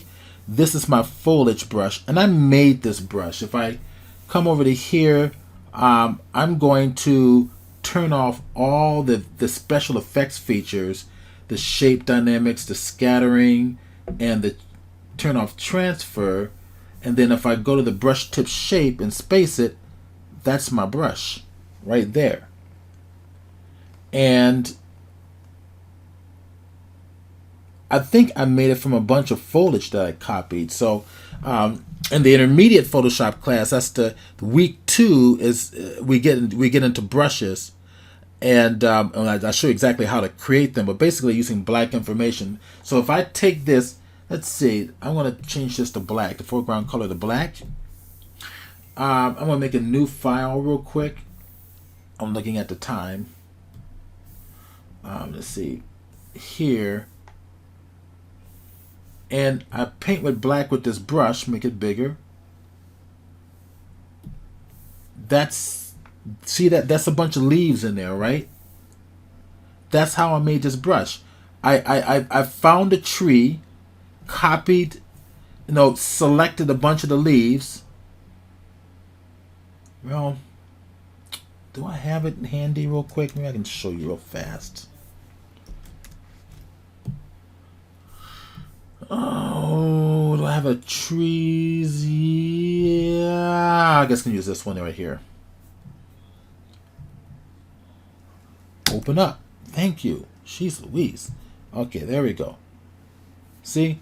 So I can make a brush from this tree. So, go away. If I take this tool, all right, I clicked on it too many times evidently. All right, what is going on with you? Go away. Thank you. It's doing it again. All right, there we go.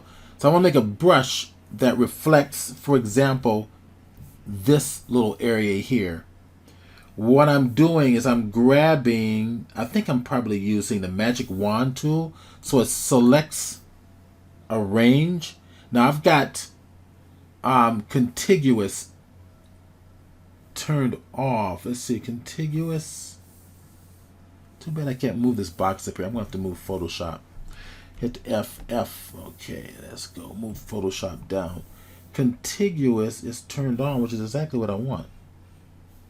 But I only want this little section down in here. So I'm going to use my Lasso Tool, Alter Option, and just get...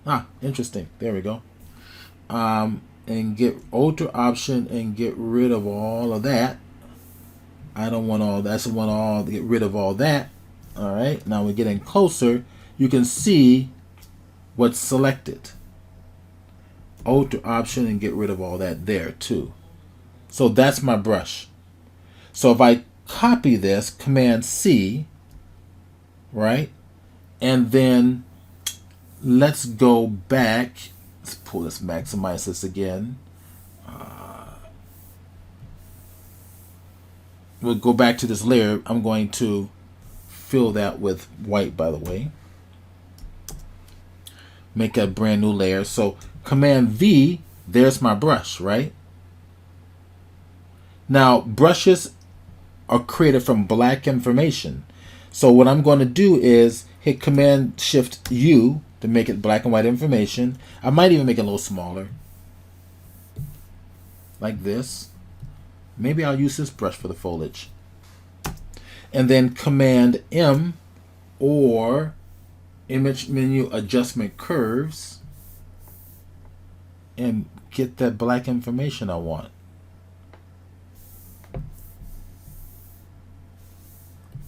I'll make it a little richer. There we go. M for the marquee tool to make a square rectangle. Select it. Edit menu, define brush preset. There's my brush and click OK. If I go to my brush options, the fourth tool from the left hand side on your options bar for the brush, I can tell this brush to do a bunch of different things. For example, shape dynamics, I want you to use pen tilt. Come on. Why are you not tilting? You can see I'm getting different. I can paint with my stylus.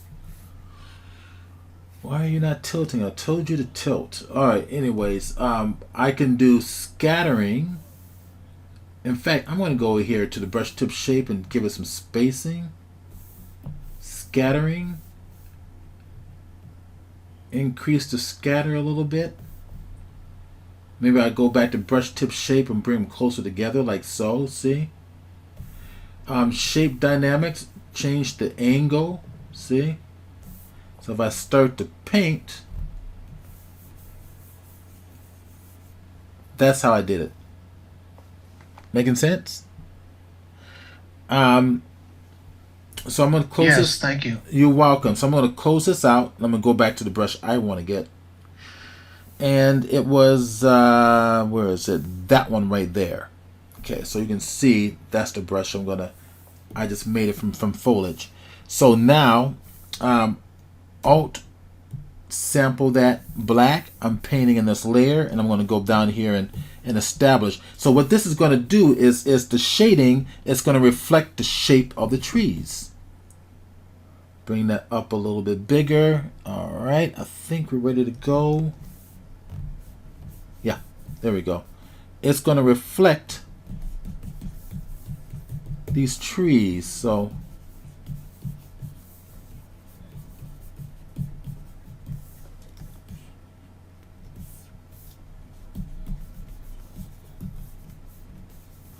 all right, and again, I'm going to honor the lighting where it's coming, especially back in here. This has got to be, I'll break the brush a little smaller because this is all going to come down the crevice in here.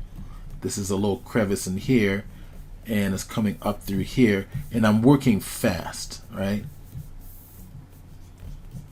All right, I'm thinking all this is actually going to go in the shadow right in here.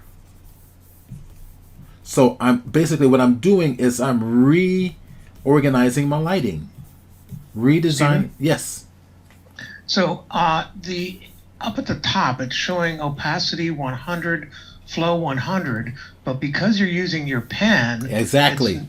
it's much, much less than that, right? Yeah. Well, yeah, exactly. Because I'm telling it to utilize under transfer pen pressure.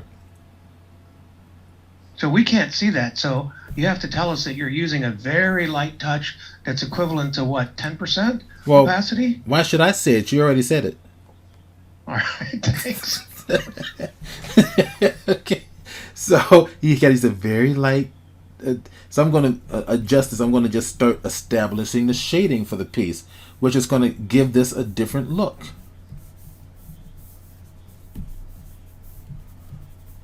Using painting.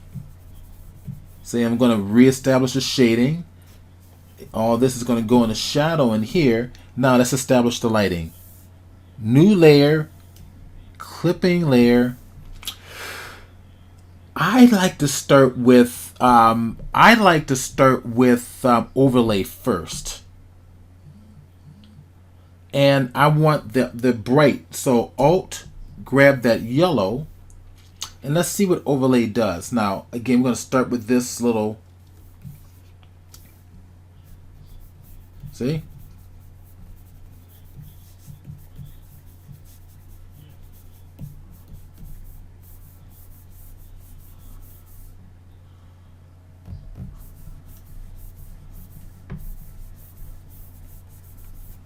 We want it to reflect the lighting happening on this scene.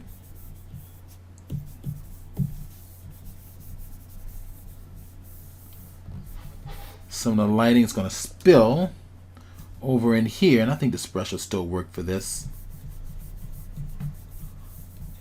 So you're masking over a lot of your detail. I'm looking ahead. Are you going to go back and fix that?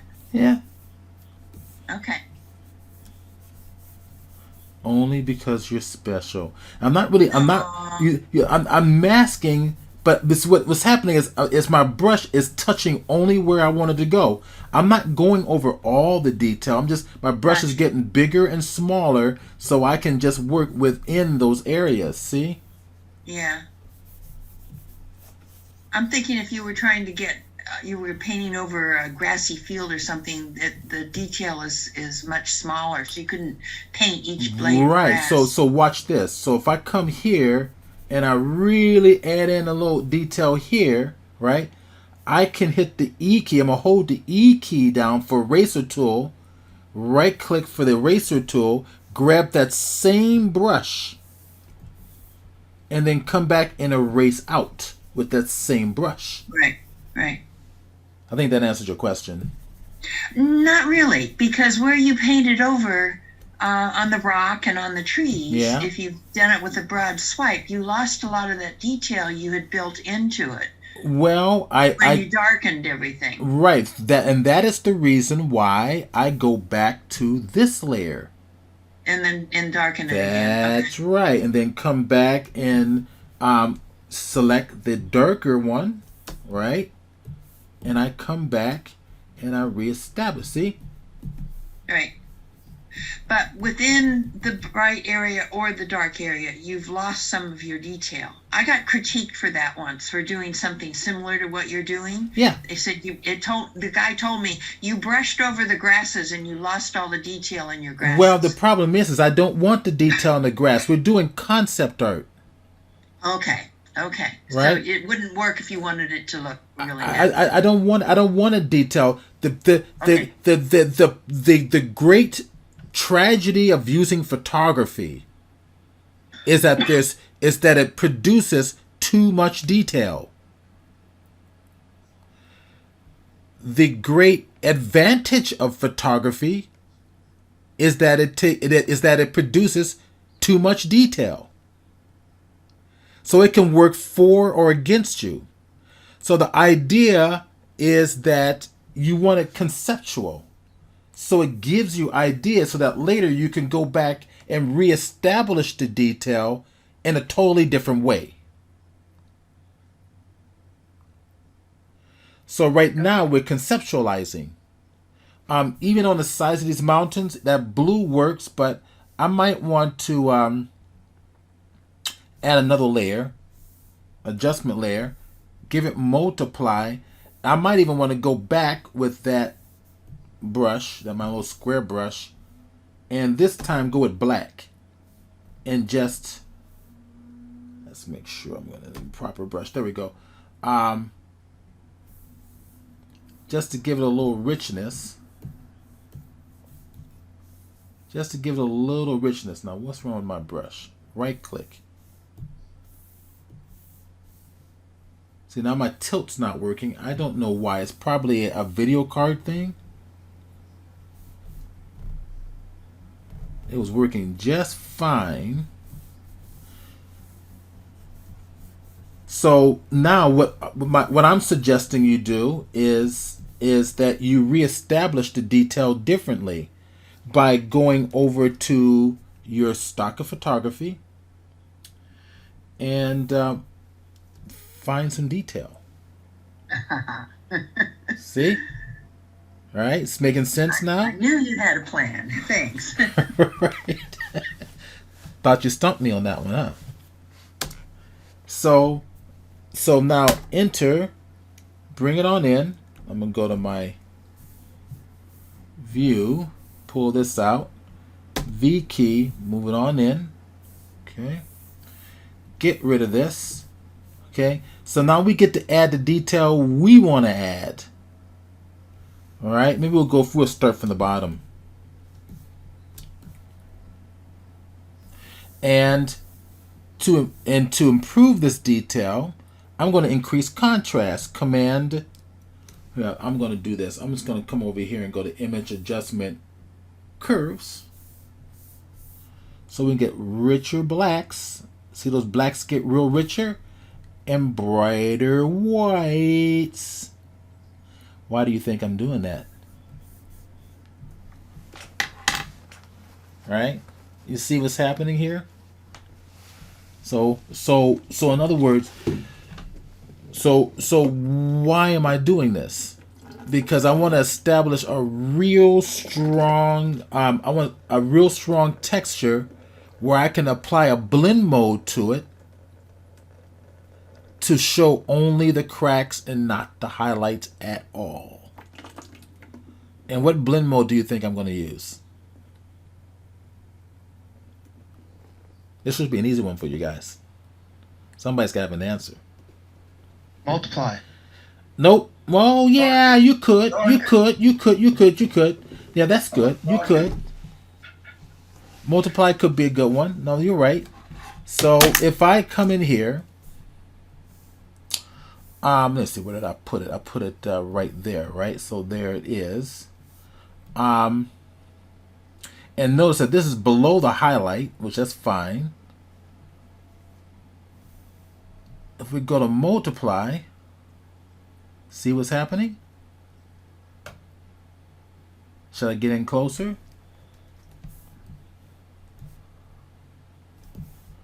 That is why I increased that contrast so that the blacks areas in here are really, really black and the whites are really, really white, because the darken, I can go to darken, see? And it gets rid of the highlights, make them transparent, but keeps everything else. If I go to multiply, it goes even stronger. I'm thinking go to darken. Or let me see, or linear burn. Linear burn could work, or darker color. I'm thinking darken. And now you can put back in your texture. So here, edit menu, transform, warp.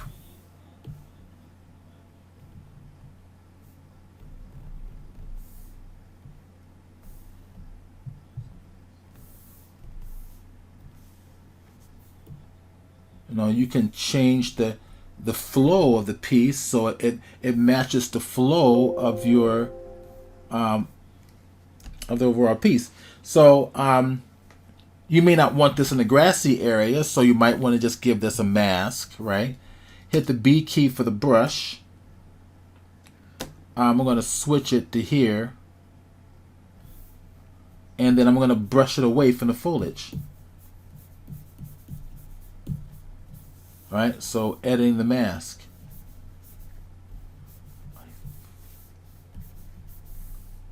So that now it's just on the rock. And that's how you add your detail back in. Let's see, I'm missing something here. Now, I'm going to go bring in some little bit of haze, some like low-level haze. Let's go. We got our the palettes up here. I'm just going to turn that off temporarily. Let's see. I'm not going to be able to finish this whole piece, but you kind of get the idea where I'm going. I'm going to go and grab a smoke brush or a haze brush, which is just a standard soft edge brush with scatter applied to it. So then I'm going to sample this area back here, which I'm in the wrong. I got to get out of here. I'm going to go make a new layer. But that layer has got to be in between. Let's see, this is the background here. Okay, I'm going to open up my background. And I want this to be in between these back areas here. And it's unusual. It's very, I need to add more detail back there, but you know, we don't have time. So I'm going to go ahead and add a new layer. Sample this color for the foreground. And what I'm going to do is on my brush option, I want Photoshop to use the foreground and the background color for this technique. So if I go to color dynamics, is unchecked now. I'm going to click on the word color dynamics. I'm going to apply per tip, select it. I'm going to tell it to apply a range of that color in between those two, the foreground and the background. So now I'm going to kind of just close this up for a second. I'm going to make the brush a little bigger. And let's see if I can get this to work right. So start to paint. See?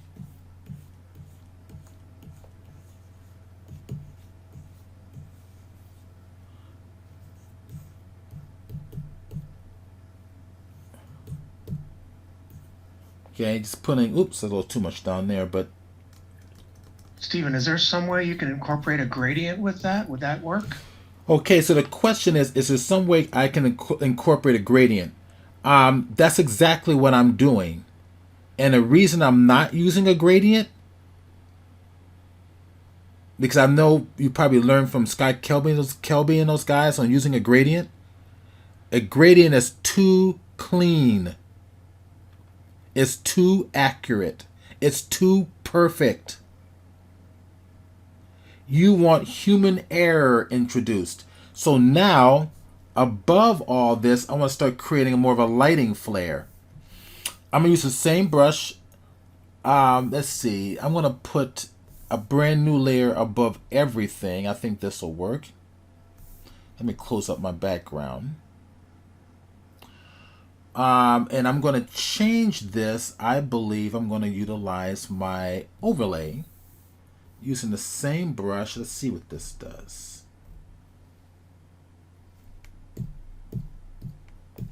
Starts to make the hot back there.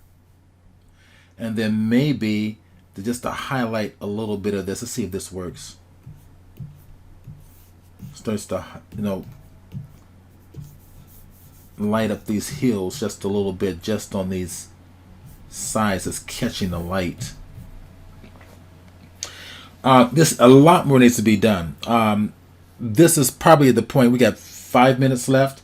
This is probably the point where we're going to make our own brush. Let's go make a new file. 5x5. Let's go make a bird brush, and I'll make a new layer and hit the D key to make default black and white. I'm going to utilize, let's see, I'm going to go get right click, get a different brush. I'm going to go get the standard hard edge circular brush, and that circular brush is going to have no transfer, which is your opacity, but instead I'm going to control the shape with pen pressure so that I can press light, hard, light, hard, light. Oh, that's kind of crappy. All right. right, so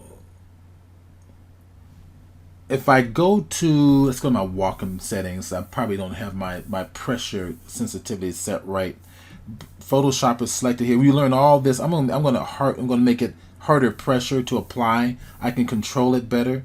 So light, hard, light,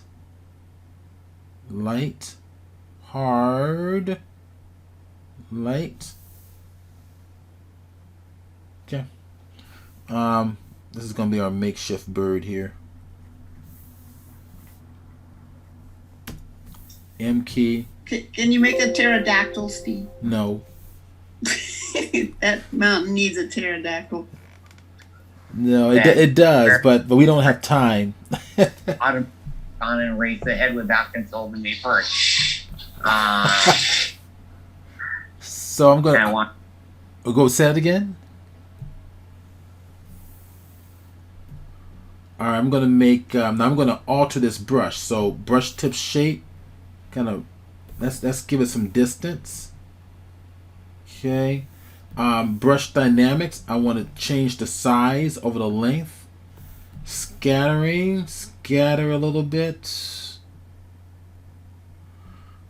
Shape dynamics. I'm gonna want to angle this a little bit, something like that. Oh, let's see. I definitely want some transfer so I can control the opacity. And then once I create a new brush, I've got to save it. I'm going to paint with black. I don't know if this will work, but I'm going to get rid of that. I don't need that. I'm going to go back over here, create a new layer. Let's do one in the background. So we got to go put this in the background. There we go. Get rid of that brush so you guys can see what I'm doing. And I'm painting on that layer. Let's see what's happening here. I got a little bit. It's better to just go, find, get a few birds in there. I think this is the background is overlaying. So if I go to the top and make a new layer up here, I should get something.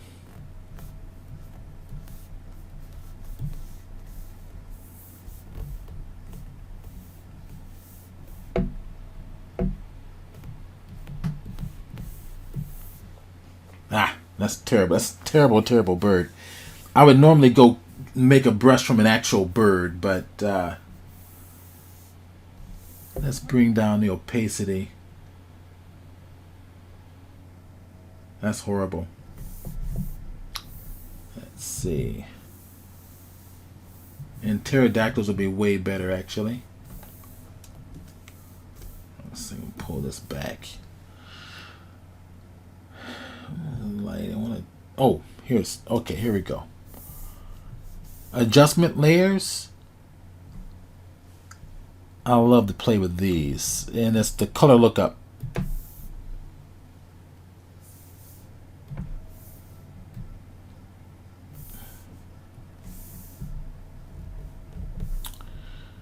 Drop it, and we've got all this options in here. So we've got bleach bypass, candlelight, crisp warm. Okay, let's try to give it a different feel. Again, I can bring down the opacity if I want to get the best of both worlds. Okay. If I'm not too crazy about that, I'll come back to the color look up here. And just play with some of these. I see this moon, night from day. All right, that's going toward more of the early evening, I think. And I'm just kind of looking through these fall colors. What does that give you? Kind of similar thing. Crisp warm. Yeah, that's probably nicer for this.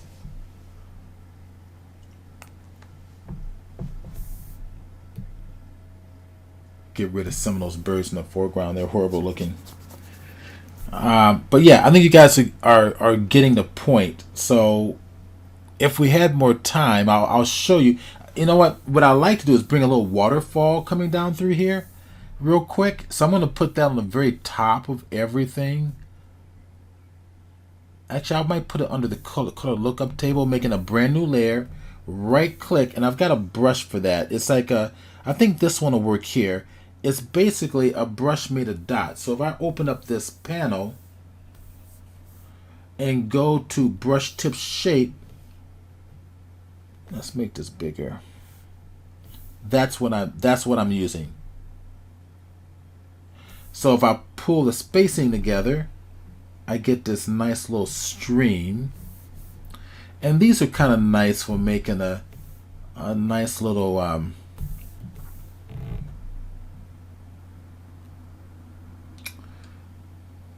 I'm gonna hit the X key to go to white.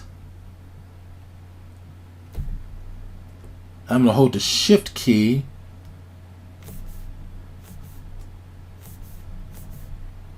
Let's say the water's it's coming down from up here. Right. And I'm moving the brush around a little bit, pressing down hard, then releasing up very quickly, holding the Shift key so it kind of comes downwards, getting a little closer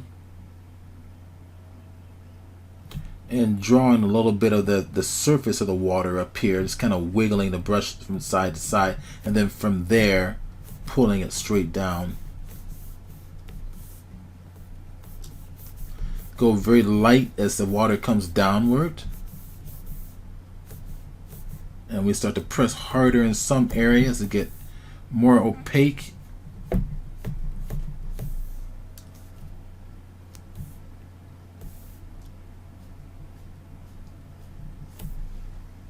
Alright, we can put waterfalls in several places, maybe another one in here. Like a nice little small one right through here. Maybe one right behind here.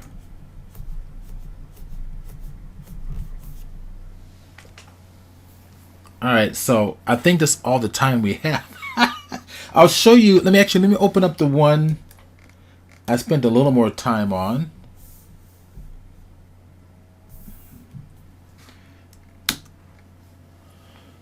So you can see.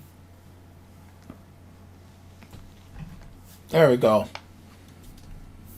So I spent a little more time on here, a little more time on the clouds, got a little orange back in here. Spent more time on the haze and the moisture. Put a little bit of a road in here coming across.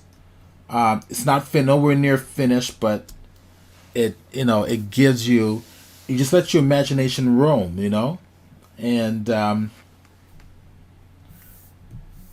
it's really it's just a lot of fun.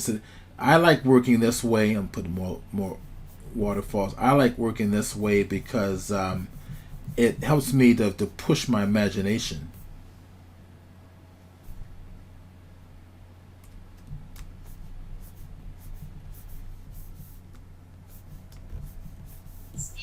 Yes.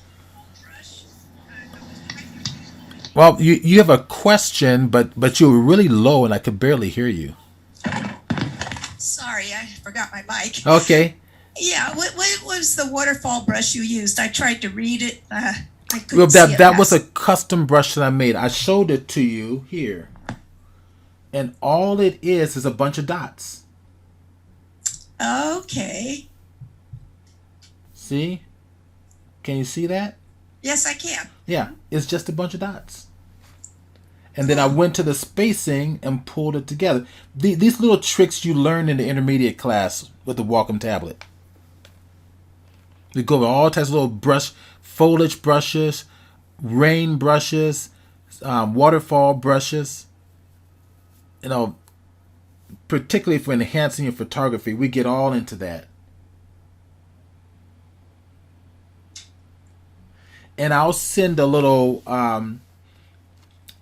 class announcement I'll I'll send that in. I'll send an email so that everybody's notified. So they're starting up next month.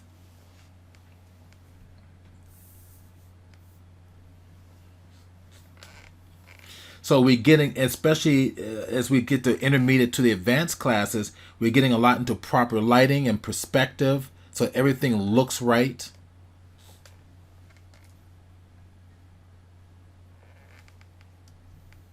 See, this one needs pterodactyls too.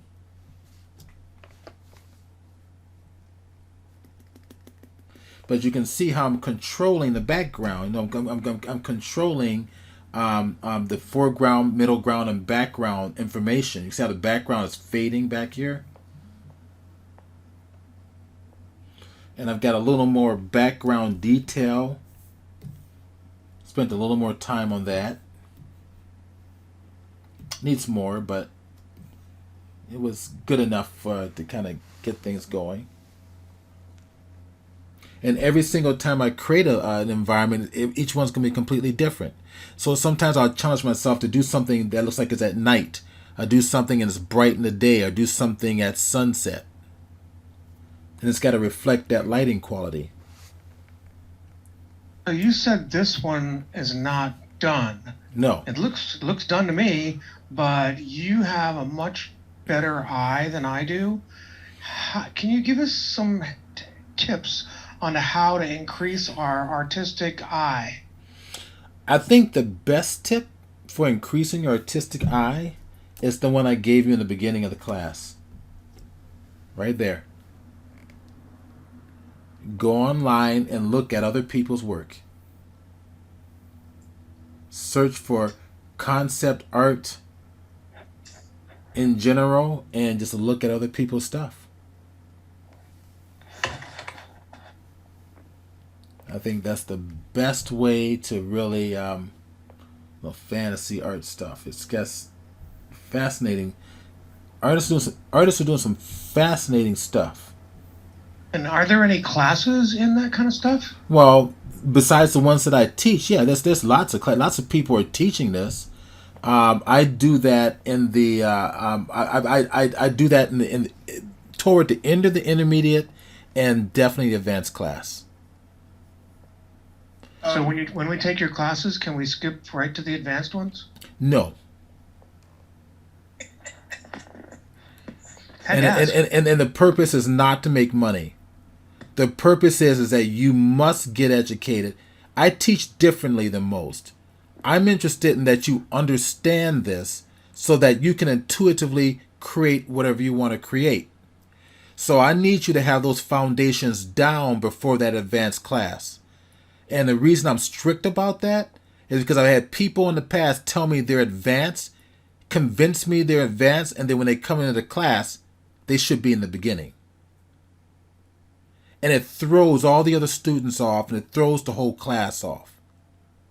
So I need to know that you've got a good foundation. I mean, I rarely let anybody go directly into the advanced class. They have to at least do the intermediate class. If I see they're beyond basics, I put them in the intermediate, because what's happening is that most of us has got our education through YouTube and social media. And you've got a lot of bad habits and a lot of missing gaps in your knowledge.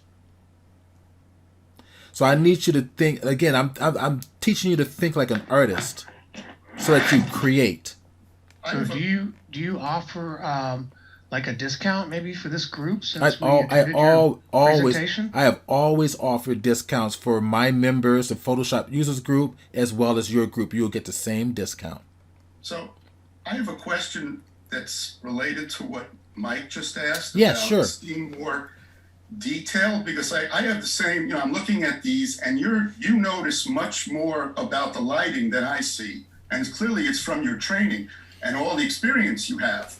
But I was wondering, do you think studying like master painters would be helpful in this regard? If you are not studying master painters, you're doing yourself a disservice. Because it seemed to me that might help, and maybe I should do that. That's something you should have been doing from the very beginning, day one. So from day one, you should have been looking at master photographers From day one, you should have been looking at master painters. From day one, you should have been looking at master sculptors. Yeah, because that's how you learn about the light. That's right. A great musician, how do they become great musicians? They listen to great music. And they tone their hearing, they hear the subtleties and the nuances so that they too can reflect what masters are doing. By the way, thank you for coming here today. I loved your presentation. Thank you. To hear you talk about what you were doing as you were doing it was invaluable to me. Oh, that's great. It'll be even more invaluable if you do the 5-week workshops. Then we can get into working together for taking your skill sets to the next level. And they're cheap. They're super cheap. And you guys get the discounted price. So instead of $425, it's $395 for you guys and my members as well. And it's a 5-week class. We meet 1 day a week. And every week is recorded because I send you home with homework. And you can watch that recording to help you with that homework. So to address the issue of learning how to paint, you can do this for free. The San Diego Central Library has some amazing books on painting. Just go down there and do a little bit of research. You can check those books out for free. I've done that, and you can learn so much about lighting, shading, color, compatibility. All that stuff is all down there. That's right. And that helps. But there's hardly any books on how to apply it in digital and Photoshop. Well, that's why we have you. Of course.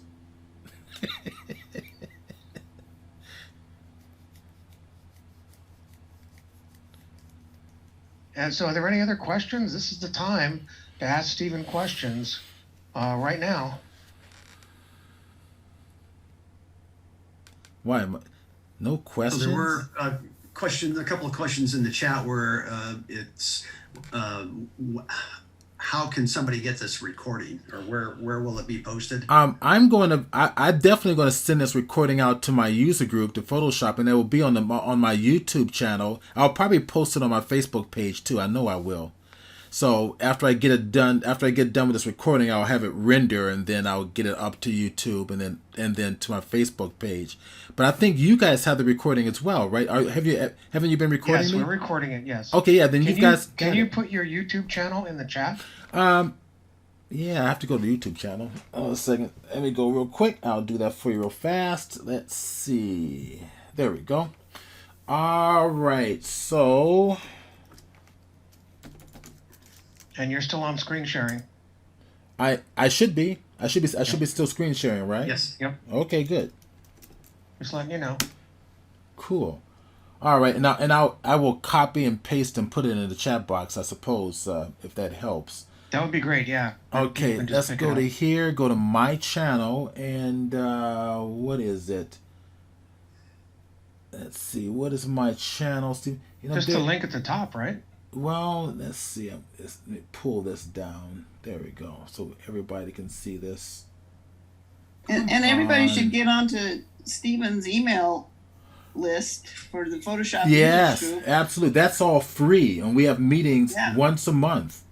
So, matter of fact, here, if you go to my personal page, let me do that real quick. Chromillusion.com.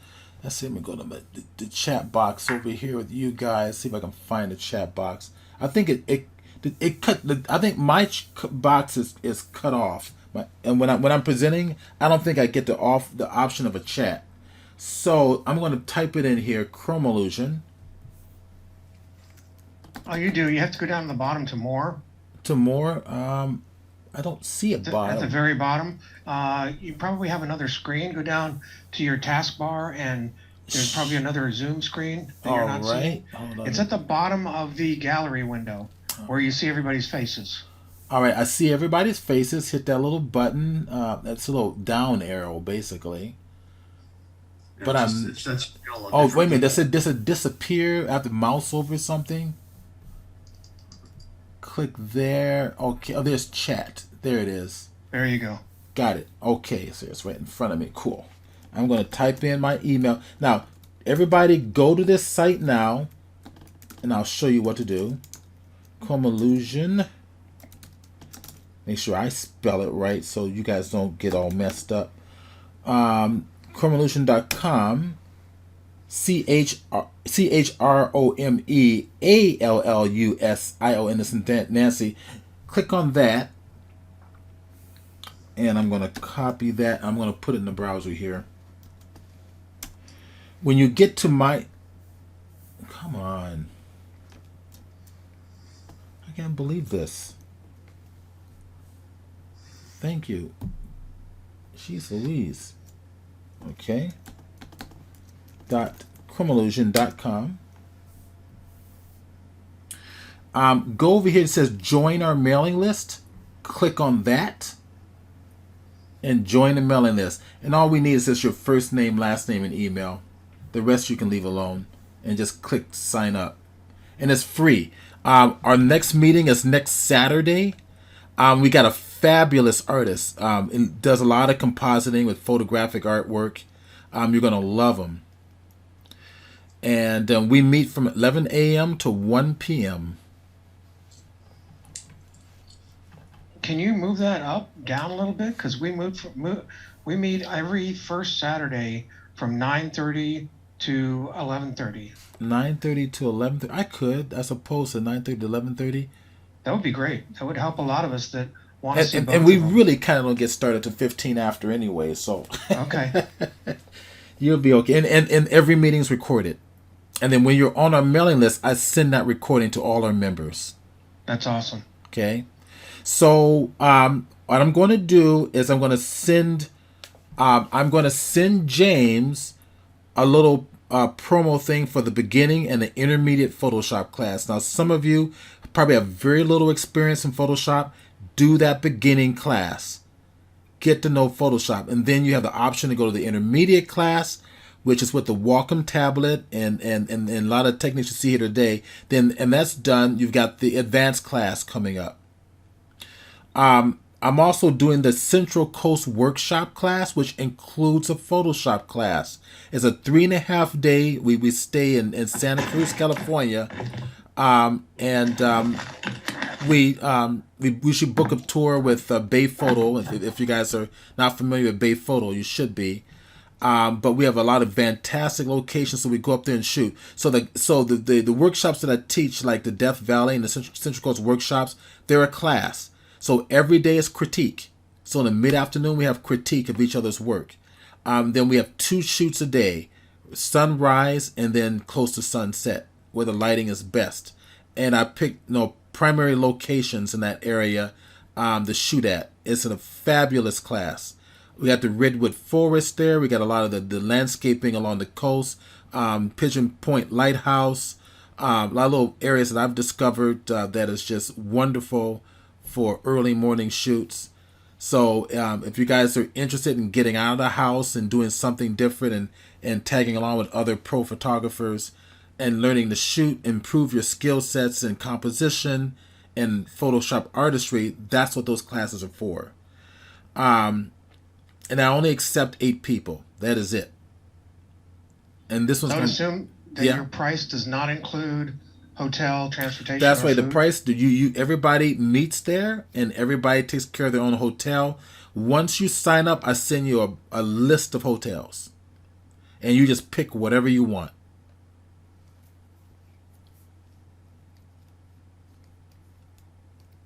So I will also send that to James as well. Super. Okay.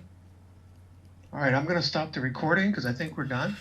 All right, thank you for having me, and this is wonderful. I'm going to stop my recording as well.